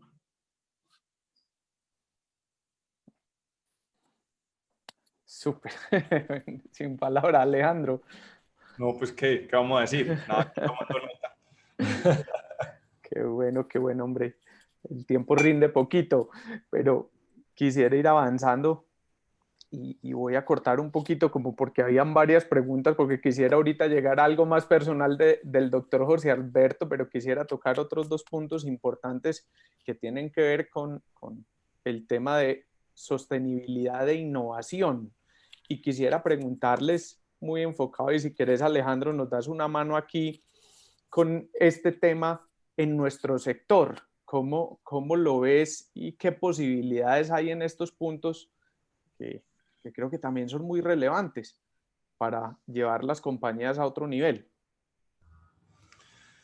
Juan, yo creo que estamos y ahora José, que es el experto, seguramente nos dará ahí unas luces mejores, pero yo creo que estamos en un momento de la historia de la humanidad y del mundo de las empresas en donde estamos migrando había de una lógica en donde se optimizaba una variable. O sea, es una ecuación de un montón de variables, el elemento humano, la capacidad productiva, el tema ambiental, los temas sociales, los temas de generación de valor para la sociedad, el tema de justicia, hay un montón de variables ahí. Y todo eso, digamos que esa ecuación compleja, por así decirlo, o multivariable, se optimizaba para una idea que se decía maximice las utilidades. Entonces usted despejaba esa ecuación como tuviera con los límites que habían, despejando simplemente con una sola variable que era cuál es la utilidad que queda para los accionistas. Y yo creo que hoy estamos manejando una ecuación igualmente compleja, con muchísimo más conciencia, en donde el objetivo intelectual y el desafío para todos los que estamos trabajando en estas organizaciones ya no es despeje alrededor de una variable, sino maximice esa ecuación en términos de generación de valor en cada una de ellas. Y cómo usted puede hacerlo y balancee eso de manera súper objetiva y súper consciente para que eso efectivamente maximice el valor completo de toda la ecuación. No sé, hay que como para ponerle un poquito de matemática y de álgebra a la conversada, pero simplemente como ejemplo, y estamos pasando de una sola variable a un montón de optimizaciones en todos los frentes. Y yo creo que ese es un desafío muy bonito, ¿sabes? Es una invitación que vale no sé si bonito, pero es un desafío lo suficientemente retador, como diría José ahora, que a los que les gustan los retos, porque se trata de eso. Se trata, si estamos haciendo esto, vale la pena hacerlo bien, y si vale la pena hacerlo bien, vamos a maximizar el valor completo. Muchas gracias, Alejandro. Doctor José Alberto. A ver, Juan David y Alejo, un punto, sí, complemento con lo siguiente, o sea, muy rápidamente porque ya se nos está agotando el tiempo. Yo tuve la oportunidad anoche precisamente de oír una muy buena charla de una persona que me impactó mucho. Él se llama Luis Camargo, es un colombiano, y estábamos hablando de cultura regenerativa, era el tema. Hoy en día el mundo está mirando, a raíz de todo lo que nos ha pasado, a raíz del cambio climático, sobre todo, a raíz de la pandemia que llegó por algún motivo, obviamente, él estaba hablando del tema de cultura regenerativa y lo puso de una forma que a mí me impactó mucho, y es, el desarrollo antes era un desarrollo convencional, posiblemente después se volvió un desarrollo verde, más adelante se volvió un desarrollo sostenible y ahora estamos en un desarrollo regenerativo. Entonces, si bien es cierto, yo con eso me impactó mucho y anoche reflexioné mucho sobre el tema, y él decía, el desarrollo sostenible no es alcanzable y el regenerativo sí. No entremos en esa discusión. Como bien lo decía Alejandro, la sostenibilidad pasa por esos tres ejes, el eje económico, el eje social y el eje ambiental. Pero me convence más el tema de la regeneración, porque la regeneración va un paso más allá y profundiza mucho más el tema. Y en el fondo es eso, la regeneración es un poco como estamos en una situación tan compleja, donde hemos atentado de manera fundamental en esos temas. Fíjese que hoy hay más desequilibrio económico en el mundo que antes.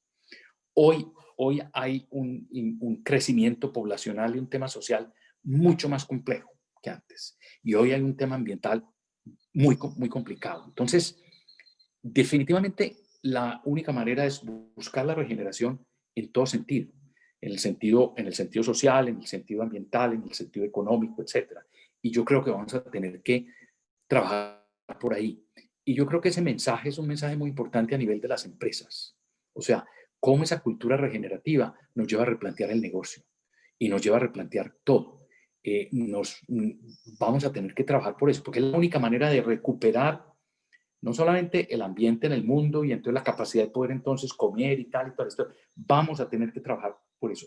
No lo tengo muy elaborado, lo tengo así simplemente enunciado. En Argos, pues en su momento, pero fíjense que es que el tiempo pasa muy rápido en el sentido de que hoy en día 10 años es mucho. Yo estoy hablando estamos hablando del 2010, pues en medio de, yo entré 2003, salí 2016, en la mitad es 2010, hace 10 años. En 10 años ha pasado muchas cosas. Entonces, yo pensaría que hoy en día yo no hablaría de sostenibilidad, yo hablaría más de regeneración y profundizaría en ese tema. Y me metería mucho más la organización a trabajar el tema regenerativo. ¿Qué hacer en esa materia? Se los digo sinceramente. Mi mensaje es más hacia eso, si no nos quedamos como hablando del pasado. Ese es por un lado, que me parece importante. Pero, a ver, Juan, yo me atrevo a meterme, así sea rápidamente, en un temita para dejárselos ahí como inquietud y como esbozo. Un tema interesante que tuvimos en Argos es el de la innovación, que tú también lo preguntabas, para que hablemos de sostenibilidad e innovación. El tema de la innovación vuelve y juega. No es un área de innovación, la vicepresidencia de innovación, y esos son los que innovan. Y el día que hay una crisis económica, eso es lo primero que se recorta, porque nunca se recorta la producción y la comercialización, se recorta la innovación, se recorta la estrategia, se recortan esos temas. Hombre, entonces, claro, volvemos a lo mismo. Como la moda es innovar, hay que tener un departamento de innovación. No, la innovación es una mentalidad de toda la organización. E innova el más pequeño de los obreros. Él innova en su puesto de trabajo. Él innova en la manera de hacer las cosas. Ustedes no se imaginan lo que hicimos en Argos, creamos una plataforma que se llama Ideacción, precisamente para que todas las ideas que había en la planta, hombre, ¿por qué en vez de escalas no una rampa? Por esto y este motivo. Pues claro. Y eso se le ocurre al señor que está subiendo y bajando las escalas todo el día. Entonces es eso. Es volver la innovación una característica de todos en la organización y que todos luchemos por eso.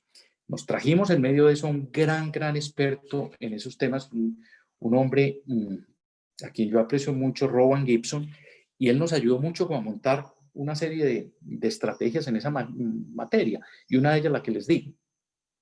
Pero empezamos a trabajar muchos temas. El cemento es un commodity, es uno de esos clásicos commodities, es como el agua.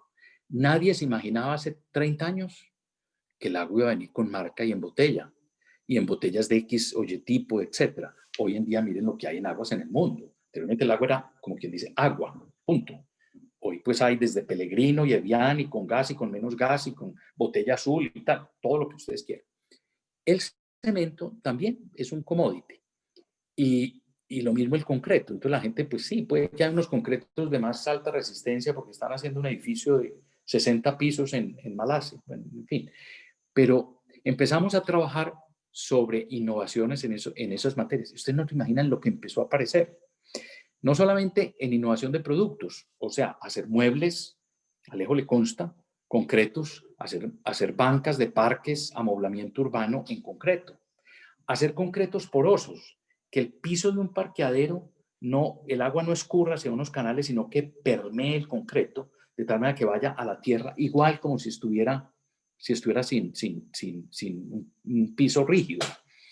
El hecho de utilizar unos cementos con unas altas resistencias o unos concretos de altas resistencias para hacer cierto tipo de estructuras y permitir hacer unos puentes peatonales con unas luces enormemente grandes. En fin, muchas cosas de producto, pero muchas también fueron en el tema de decir, hombre, somos una empresa generadora de CO2, enormemente generadora de CO2, la industria cementera, por las emisiones de gases, etcétera. Pues hombre, tenemos que buscar la manera de capturar ese CO2. Entonces, hay un experimento que lo tenemos haciendo en EAFIT hace ya muchos años, muy bueno, captura de CO2 con algas. Pero empezamos a investigar en nuevos concretos y en nuevos cementos y en productos, porque una de las cosas que a mí más me preocupaba era decir, hombre, el cemento se viene haciendo en el mundo de la misma manera desde hace 150 años. Yo no puedo creer. Hice muchos viajes al Silicon Valley en California. Hice muchos viajes a estudiar a Stanford y a Berkeley. Y en esos viajes yo siempre me preguntaba, hombre, ¿cómo es posible que estos señores no vayan a sacar un nuevo material que no sabemos, que sustituya al cemento? Y tiene otros orígenes. No es piedra caliza, calcinada en un horno a alta temperatura, adicionada con no sé qué, molida de no sé cuántas y sacar el cemento. No, puede ser de otro origen. Y de hecho empezamos a trabajar con un grupo en los Estados Unidos, en un modelo, en una empresa que se llama Ceratec, para desarrollar un cemento a partir de las cenizas de las plantas térmicas a carbón. O sea, las plantas térmicas a carbón en Estados Unidos y en el mundo, en Europa, cada vez están disminuyendo, pero todavía hay muchísimas, emiten unas cenizas volantes, lo que llaman fly ash. Se capturan esas cenizas volantes, se adicionan con algo y se hace un material cementante. Y ese material reemplaza el cemento. Yo siempre me preguntaba, pues hombre, si nosotros una empresa no chiquita y tampoco grande, sino mediana de cemento, debemos invertirle a la innovación de tal naturaleza que seamos capaces de desarrollar un producto que nos cambie radicalmente la producción de cemento de hoy. Es como darnos un tiro en el pie, pero yo prefiero pegármelo yo y que no me lo pegue otro. Entonces, en el fondo es eso. Hagamos, y en eso nos basamos en la innovación, hacer un producto que sustituyera el cemento por otras vías distinto y que no lo haga la empresa alterna. Ese fue el fracaso de Kodak, cuando una empresa que hacía cámaras fotográficas y rollos de fotografía, películas de fotografía, pues hombre, los productores de tecnología como Apple desarrollaron un teléfono que simplemente tomaba mejores fotos con mejor calidad que las mismas cámaras. Y en segundo lugar, no necesitaba rollo de fotografía y las cámaras te quedaban ahí guardadas, las fotos guardadas en el teléfono era tu álbum y lo podías distribuir los álbumes que quisieras, por fechas, por tipos, por lo que fuera. Entonces desapareció ese tema de fotografía. No se reinventaron y tuvieron primero oportunidad de conocer la fotografía digital que los de Apple. Y no le pararon bolas los señores de Kodak porque dicen, hombre, esto nos acaba nuestro negocio. Pues se los acabó el competidor. Si ellos se hubieran metido con el desarrollo de fotografía digital que tuvieron, estarían hoy vigentes en el mundo, pero no. Muy enriquecedor. Definitivamente hay que estar pensando hacia adelante cuál es el paso a seguir con innovaciones de ese tamaño y con las otras, como mencionaba usted, mucho más sencillas, pero que vuelven más eficientes los procesos. Bastante interesante. Y ya por último, porque se nos acabó el tiempo muy rápido, lastimosamente, porque esta conversación ha estado bastante productiva y agradable. Quisiera preguntarle, doctor José Alberto, desde el lado personal, ¿qué lo inspira? ¿Usted qué lo hace feliz?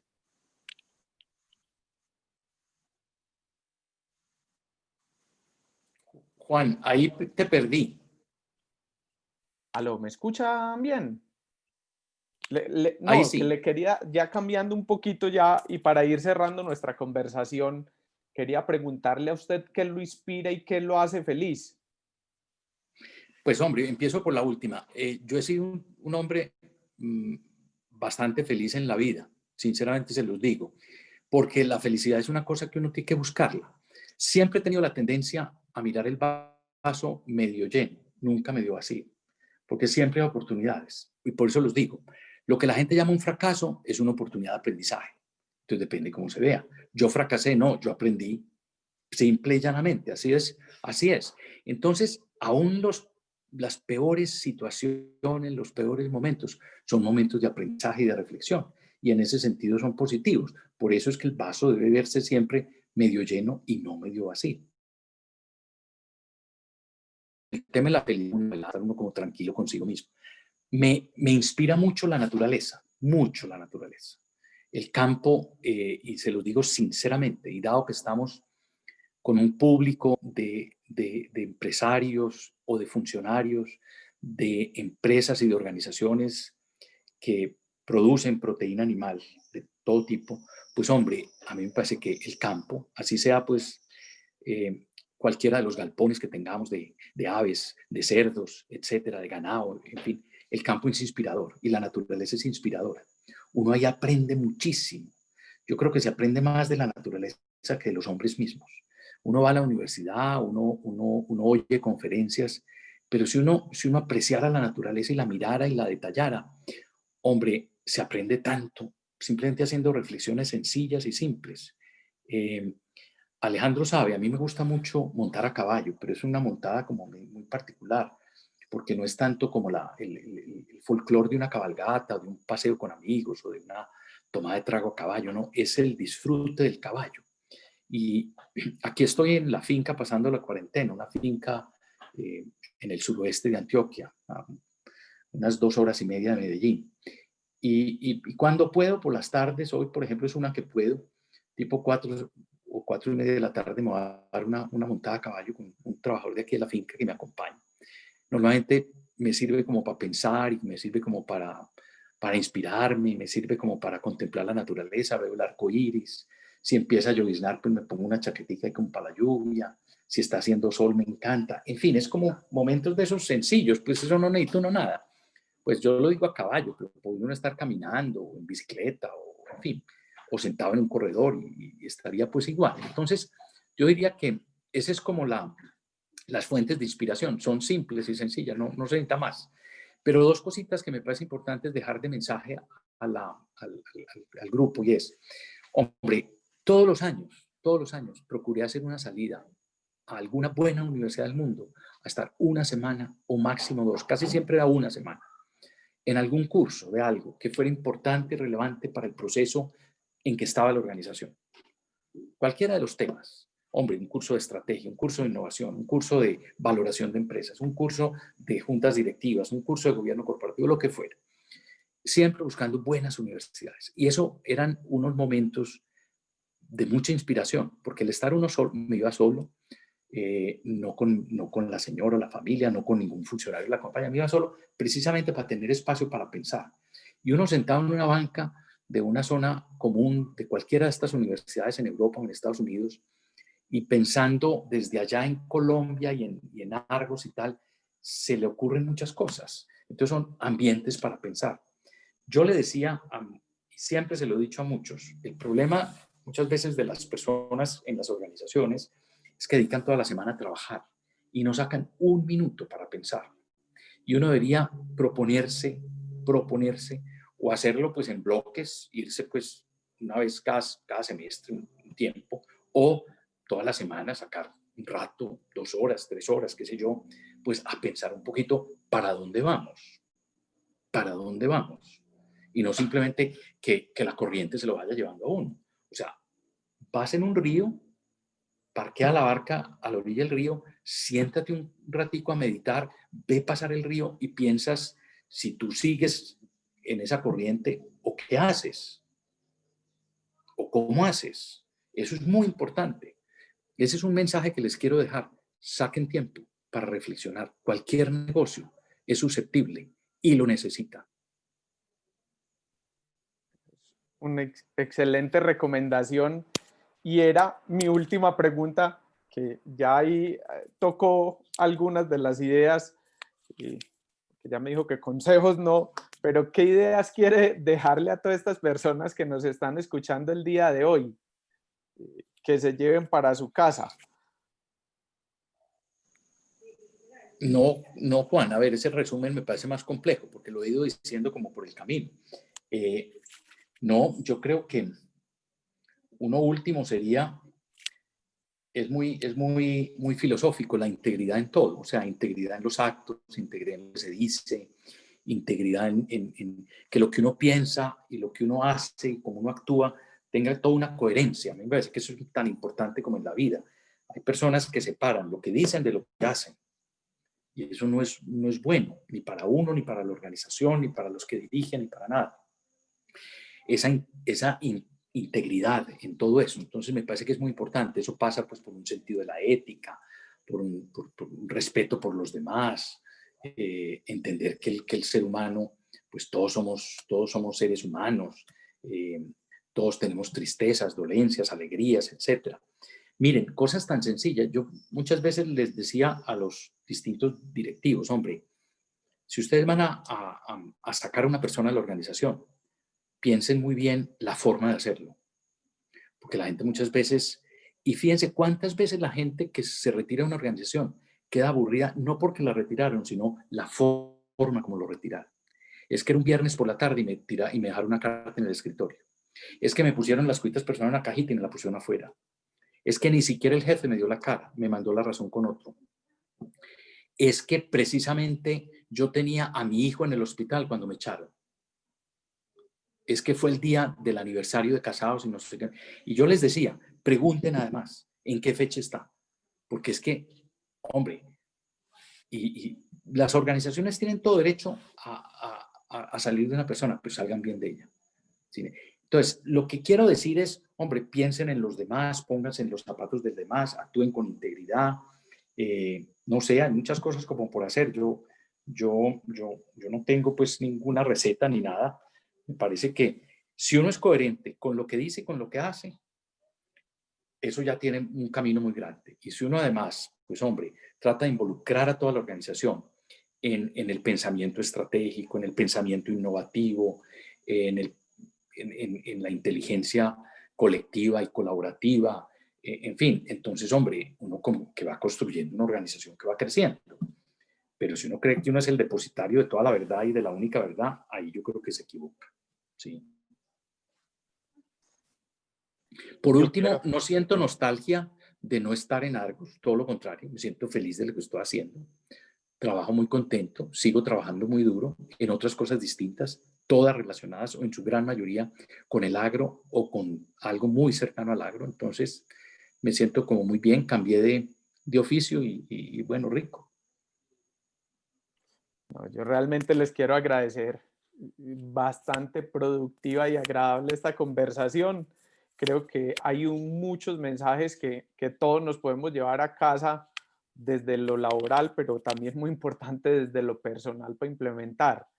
Y no me queda más que agradecerles para que pasemos, porque por aquí hay varias preguntas que las personas nos están haciendo y no quisiera pues como voy a tratar de que en estos 10, 15 minuticos logremos responder algunas de ellas. Entonces pues primero agradecerles y quiero como arrancar con una pregunta que nos hacen. ¿Qué reflexión hacen ustedes respecto al interés en integrarse hacia atrás, buscando optimizar los costos versus invertir hacia adelante, hacia la marca, en lo que nos puede hacer más relevantes y atractivos para nuestros clientes y pues, cosas como nuevos mercados y demás? ¿Qué opinan ustedes? Normalmente la producción de proteína es un sistema complejo. O sea, tiene muchas variables, muchos elementos. Los sistemas complejos todos tienen una trampa y es que normalmente nos ponen a poner la atención en variables que no son las más importantes. Entonces ahí yo creo que no es un tema de si es integración vertical hacia atrás o hacia adelante, sino cuál es la palanca más relevante en el caso de cada una de las operaciones que se tiene. Es decir, hay pues unas realidades específicas para cada una de las compañías. Y depende de cuál palanca es la que más ayuda y más ventaja estructural puede dar, que es finalmente lo que uno quiere detrás. Es un tema de explotar esa asimetría. El tema de costos de todas maneras tiene un problema y es que tiene un límite. Cuando uno mira, uno dice, bueno, vamos a bajar los costos. Usted llegará a un punto en donde realmente ya no puede bajar. En el caso de generación de valor hacia adelante, ahí digamos que el juego es un poco más infinito. Es una curva en donde realmente las posibilidades son significativamente mayores. Por lo tanto, está abriendo uno posibilidades y alternativas de cómo puede abrir uno ese espacio. Entonces, no quiere decir que no sea importante controlar los costos. Claramente es importante, pero no debería ser el objetivo, porque ahí no hay una ventaja estructural. Ahí no hay una ventaja estructural para ninguna organización, pienso yo.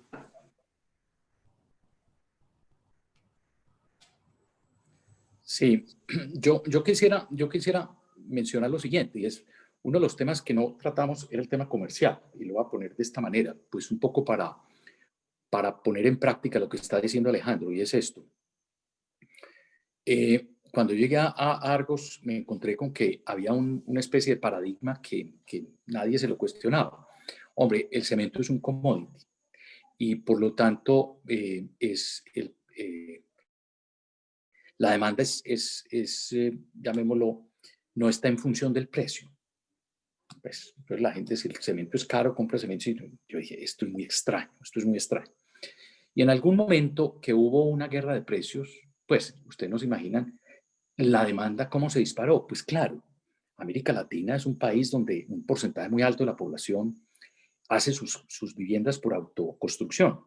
O sea, nuestras ciudades todas, Bogotá, Lima, Quito, etcétera, son hechas por sistemas autoconstructivos. Empiezan barrios de invasión, con tugurios, con casas de lata, de cartón, de madera, etcétera, y se van construyendo. Y al final empiezan a hacer pequeños edificios de 2 o 3 pisos, todos en material, etcétera. Entonces, para esas personas, en el momento en que el cemento fue barato, pudieron comprar más bultos de cemento y decidir construir la losa para hacer un segundo piso en su casa, o ponerle piso de cemento a un piso que tenían de tierra, o revocar o repellar, o como se quiera, las paredes de su casa, cosas de ese estilo. Entonces, primer elemento, encontramos que el cemento no era tal commodity. Y por lo tanto, decidimos empezar a trabajar el tema de marca y le dimos valor agregado a la marca. Y hoy el cemento Argos en Colombia se vende con un porcentaje de precio, un premium, porque es la marca. Pero decidimos que debía estar al frente en las ferreterías, que el empaque debía ser verde, que los camiones deberían ser así, que la gente lo debía comprar de esta manera. Y empezamos a pensar quiénes son los que deciden la compra, los maestros de obra. Entonces, ¿qué vamos a hacer con los maestros de obra, etcétera? De alguna manera, algo que era un commodity, lo volvimos, le metimos a eso marketing y volvimos una marca, creamos la marca Argos, el color verde Argos, muchas de esas cosas. Entonces, yo creo profundamente lo que dice Alejandro. Yo no soy de los que crea que a punta de reducir costos pues se hacen las cosas. En momentos como la pandemia, que toca hacer un adelgazamiento, aparecen temas, pero lo fundamental es que uno mire hacia adelante y el escenario es infinito, como lo dice Alejandro. Yo creo que hay cantidades de cosas por hacer y por crecer, sinceramente se los digo, pero cantidades enormes.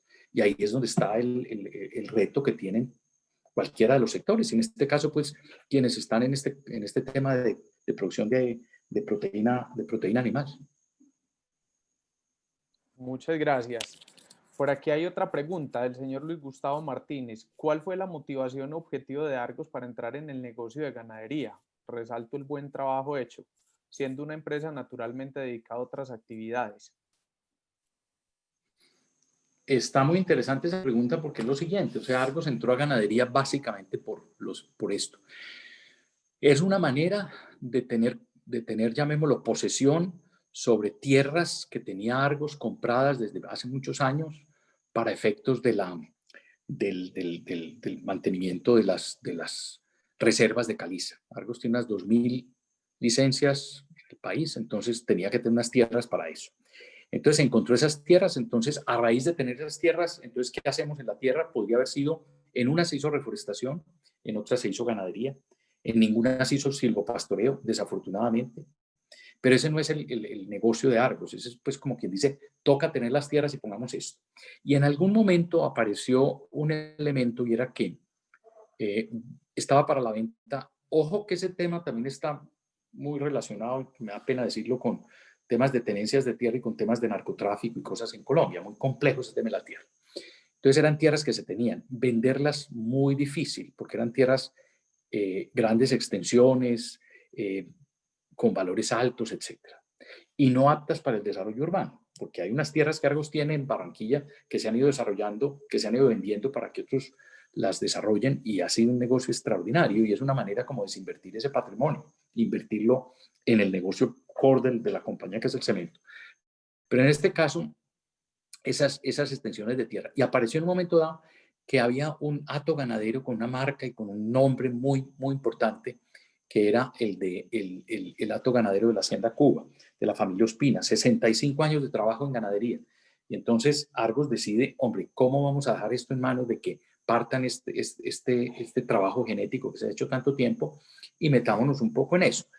Básicamente pensando en que casi, y el propietario de ese negocio es la Fundación Argos, casi que es pensando en, hombre, ¿cómo le ayudamos a la ganadería en Colombia, tanto a los pequeños ganaderos, que son la gran mayoría de los ganaderos en Colombia, pues a mejorar su genética? Entonces, produzcamos animales para eso. Y ese ha sido el motivo, pero no es un negocio core, ni que Argos sea mitad.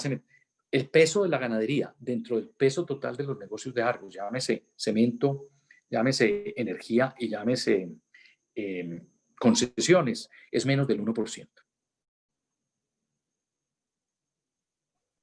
Perfecto. Y voy a hacer una última pregunta ya para que vamos cerrando. Hay varias aquí que se nos quedan. Esta nos la hacen el señor Andrés Gutiérrez y pregunta si la pandemia cambió algo su forma de pensar o de actuar. ¿La mía o la de Leo? Sí, señor. La suya. Claro que cambió mucho. A ver, primero, la manera de actuar, totalmente. Porque, pues, en primer lugar, he estado prácticamente en la finca, un espacio, como les digo, muy agradable, con Hilda, mi compañera de vida, pues mi mujer, y pues con muy poca relacionamiento pues con otras personas, muy poco, pues prácticamente sí ha habido de pronto una que otra cosa, pero no más. Todo el relacionamiento ha sido virtual, entonces es un gran cambio. He podido asistir a todas las juntas, a todos los consejos, a todas las reuniones de manera virtual. Durante 2 meses hicimos el proceso de nombramiento de nuevo rector, en este caso fue una rectora, para la Universidad FIT, en reemplazo como sucesora de Juan Luis Mejía, el actual rector. Entonces, y lo hicimos todo virtual. Ese es un cambio fundamental. A mí me ha parecido interesante, me gusta, pero me gustaría más que hubiera como una mezclita, que hubiera también posibilidades de poderse uno reunir con las personas y poder tener un almuerzo, poder tener una conversación cara a cara, etcétera. Sí me gustaría, pero pues ese ha sido como un cambio importante en el hacer. Y en el pensar más todavía, porque la pandemia lo que hizo es descubrir el montón de posibilidades que hay en el mundo y lo que estamos haciendo. O sea, yo soy de los que creo profundamente que casi que esta pandemia, esta situación, es como una especie de aviso que nos da el planeta mismo, decir, ojo, hermanos, ustedes están haciendo las cosas como no son.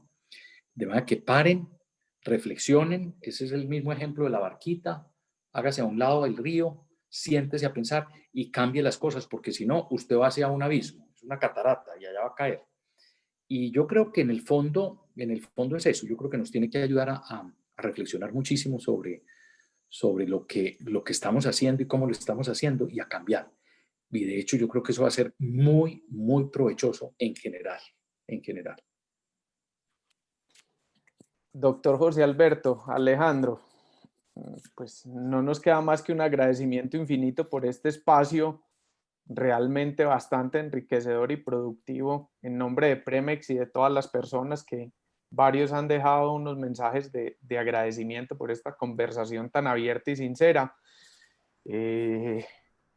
Lo bueno no dura, ya se nos va acabando el tiempo, entonces quiero darle la palabra a Laura y pues nuevamente de nuestro lado agradecerles por este espacio de conversación y esperamos que les aporte mucho y que pueda generar, como siempre lo hemos dicho, palancas de acción y puntos que les ayuden a moverse y a contribuir más desde cada uno de los roles, tanto a nivel personal como profesional, pues para construir un mundo mejor nutrido, que en este sector de proteína animal tenemos una relevancia supremamente grande para la humanidad y más en este momento. Nuevamente mil y mil gracias y Laura, quedamos en tus manos para el cierre. Listo. Juan, incluso a tus mensajes de agradecimiento, a las preguntas que también compartimos acá y abordamos, se unen muchos mensajes de gratitud, de felicitaciones de parte de nuestros asistentes que realmente están muy contentos y muy inspirados con este espacio de conversación que hemos tenido hoy, un regalo para todos nosotros. Y queremos, Juan, también conocer los momentos e hitos más importantes que nos deja esta historia de conocimiento que hoy culminamos. Lo que nos deja la diplomatura Inteligencia Productiva en video. Veamos.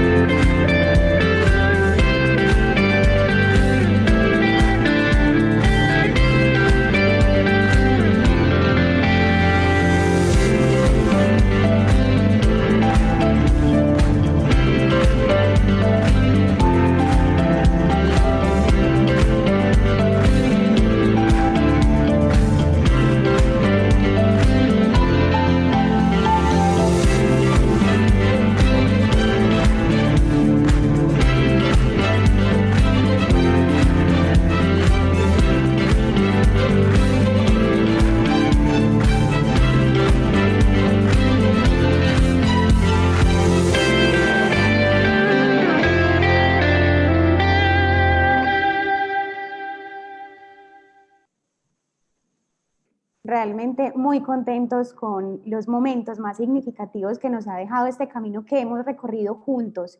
Desde los distintos países nos siguen llegando las voces de nuestros productores que nos cuentan cómo fue su experiencia con el diplomado Premex. Aquí está otro de ellos.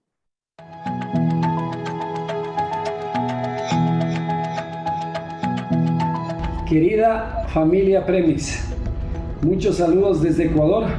Estamos con nostalgia despidiendo y terminando este magnífico curso organizado por ustedes. Hemos aprovechado al máximo las valiosísimas enseñanzas impartidas en estas charlas magistrales. Tenemos muchísima información que asimilarla y usarla en nuestra producción, en nuestra empresa y con toda seguridad con nuestros clientes. Nuestro propósito es mejorar, eficientar nuestros procesos y con esta ayuda creo que lo vamos a conseguir. Hemos recibido valiosas enseñanzas en el tema de tecnología. Ahora entendemos y apreciamos las bondades de esta tecnología. Sabemos que y estamos seguros que en los próximos tiempos lo implementaremos en nuestra empresa con el propósito de producir más y mejores alimentos. Pertenecemos a un sector noble, cuál es el de la producción de alimentos. Eso hemos confirmado y la población lo ha confirmado a la saciedad en estas gravísimas circunstancias que estamos todavía atravesando. Los alimentos son uno de los pilares fundamentales del sostén de nuestra población. La población mundial exige cada vez más y mejores alimentos. Tenemos que irnos preparando para eso, siempre pensando en el tema ambiental, sin descuidarnos de ello. El mejor resultado lo vamos a construir juntos.